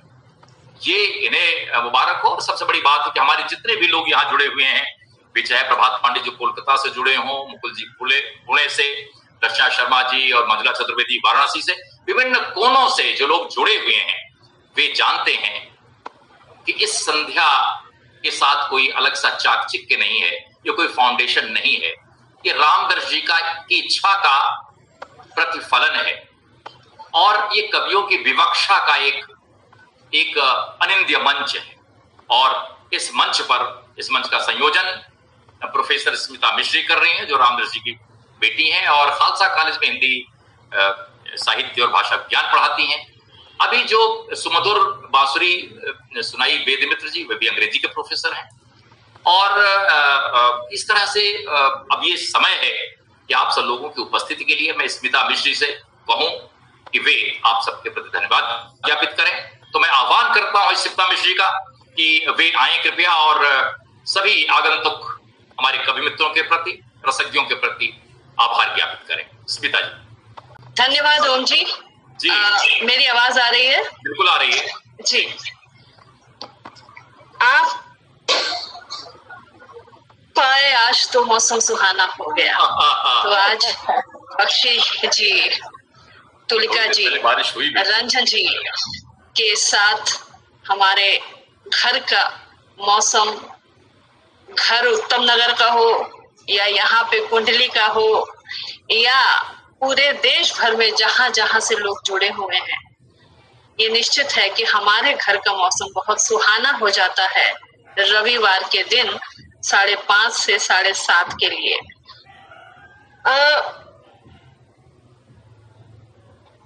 आज हमारे साथ संजीव बख्शी जी, जरूरी है ढूंढ कर लाई जाए आवाजें। कितनी जरूरी बात आपने अपनी कविता में कि आज जब आवाजें बंद हो रही हैं तो आवाजों का मुखर होना कितना जरूरी है। और प्रकृति के बिंब तभी रहेंगे जब प्रकृति बची रहेगी। तो कविता में सरसों तभी आएगी जब खेत में सरसों बनी रहेगी। तो पर्यावरण की चिंता, मनुष्यता की चिंता आपकी जो कविताएं हैं उसमें से जो प्रतिबिंबित हुई।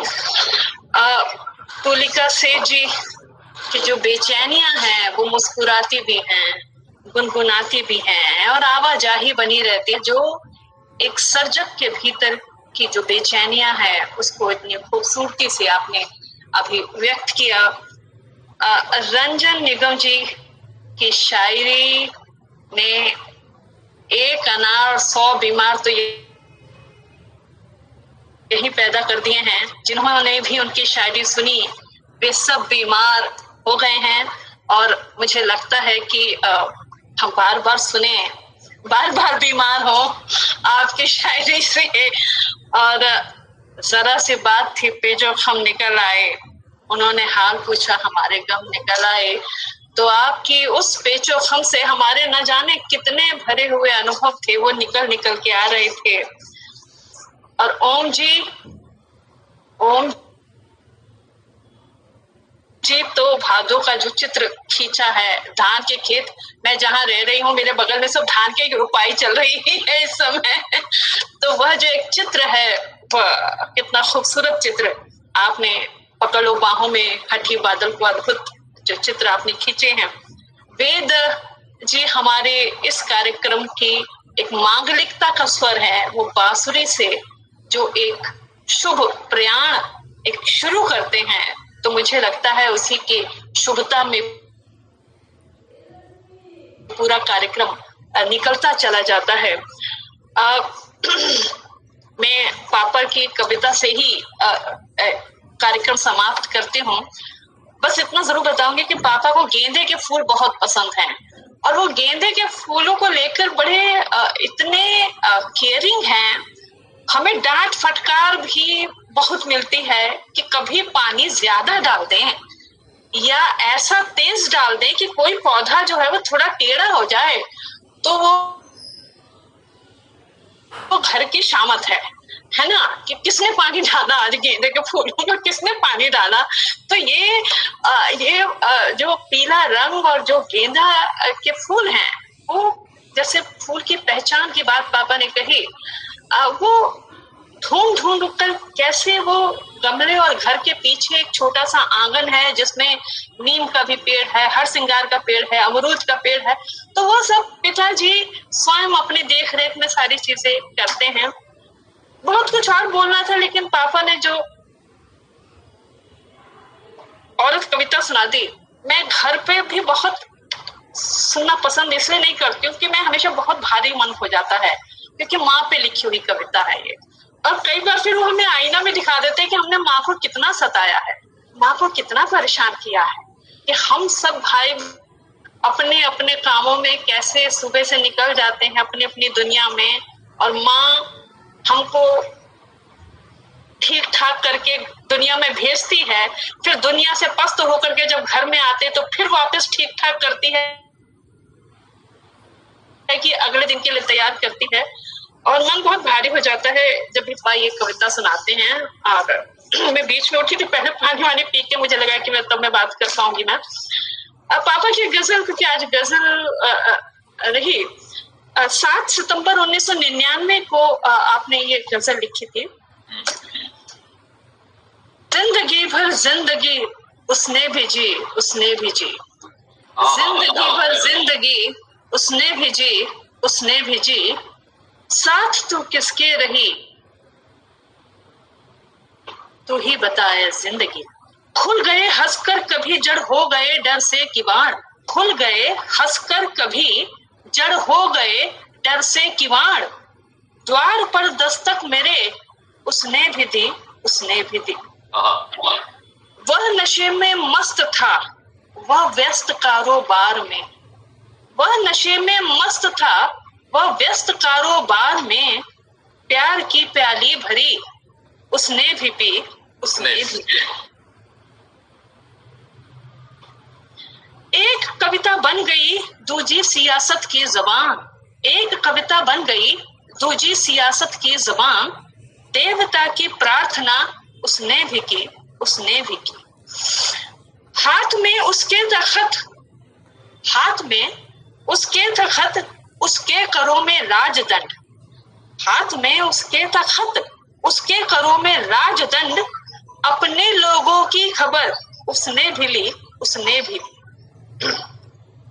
एक देने के लिए थी, एक थी छीनी गई, एक देने के लिए थी, एक थी छीनी गई, यो फटी चादर सदा उसने भी सी, उसने भी सी। एक में हंसता रहा दिन रात रोई एक में, एक में हंसता रहा दिन रात रोई एक में, यो खुदा की रोशनी उसमें भी थी, उसमें भी थी। गजल है, बहुत अच्छा। तो ये चूंकि आपने बात कही कि सत्ता जो दिखाना चाहती है केवल उसको ना देखकर अंधेरों को भी देखा जाए, तो मुझे लगा ये गजल बड़ी मौजू है। इसके मैंने इसको पढ़ा और ये जो रामदर्श मिश्र कविता समग्र है जो 4 खंडों में अमन प्रकाशन से निकला था, ये मेरे इसी से मैं इसका संदर्भ लेती हूँ। तो खालसा कॉलेज के स्पोर्ट्स इकोनॉमिक्स एंड मार्केटिंग और वेब जर्नलिज्म विभाग की ओर से कि एलुमनाई की ओर से ये कोरोना काल में अप्रैल में शुरू हुआ कार्यक्रम और कोरोना के अवसाद से दूर करने की कोशिश थी, और देखिए कहाँ तक इसकी यात्रा ओम जी ले आए। तो मैं अपने कॉलेज की ओर से, अपने एलुमनाई की ओर से, निजी तौर पर, क्योंकि मैं पिताजी को, माँ को देखती हूँ कि यह जो दिन होता है वो सुबह से कैसे तैयारी रहती है इनकी कि आज 5:30 बजे गोष्ठी होनी है, तो उसके लिए सब चीजें तैयारी होनी चाहिए। बाकी जो कार्यक्रम कोई मिलना मिलाना होता है उसे वे छोड़ते हैं, और 2 साल से जो लोगों से मिलना जुलना कम हो गया है, आप लोगों के होने से वह अनुभूति उनके भीतर आती है। तो इस सदाशयता के लिए मैं आपका आभार प्रकट करती हूँ, और उम्मीद है कि अगले हफ्ते हम लोग संडे को फिर मिलेंगे। बहुत आभार स्मिता जी के लिए भी, और सच है कि हम लोग बहुत आनंदित हैं डॉक्टर रामदर्श मिश्र जी की उपस्थिति के लिए, आदरणीय सरस्वती मिश्र जी की उपस्थिति के लिए, और स्मिता जी को इसके सुसंयोजन के लिए। क्योंकि हमेशा हमारे संस्कृत में कहा गया है कि जो संततियां होती हैं वे अपने परिवार के उन्नति के लिए काम करती हैं। वो पिता के लिए उतना ही है, उतना उन संततियों के लिए भी है। तो ये काम बहुत अच्छा कर रहे हैं कि रामदर्श जी की उपस्थिति यहाँ बनी हुई है, और अगले हफ्ते हम इसी तरह से रामदर्श मिश्र जी के सानिध्य में ऐसे ही किसी अनूठी कवि टोली के साथ यहाँ मिलेंगे, एक अनूठी काव्य संध्या। आप सब लोग जो यहाँ सम्मिलित हैं, जो सुन रहे हैं, दूरागत, वे हमारी गोष्ठियों में शामिल होते रहें और रामदर्श जी को सुनते रहें, उन्हें देखने का सुख पाते रहें, ताकि कभी ये न कहना पड़े कि हमने फिराक को देखा होता। तो रामदर्श जी को देखने का सुख, उन्हें सुनने का सुख, उनसे संवाद करने का सुख, यही वो मौका है। और यहीं पर हम इस गोष्ठी को विराम देते हैं, तो हम लोग अब विसर्जित हो सकते हैं। बहुत धन्यवाद आपको सारे लोगों की उपस्थिति के लिए। बहुत बहुत आदाब। शुभ रात्रि। नमस्कार। शुभ रात्रि।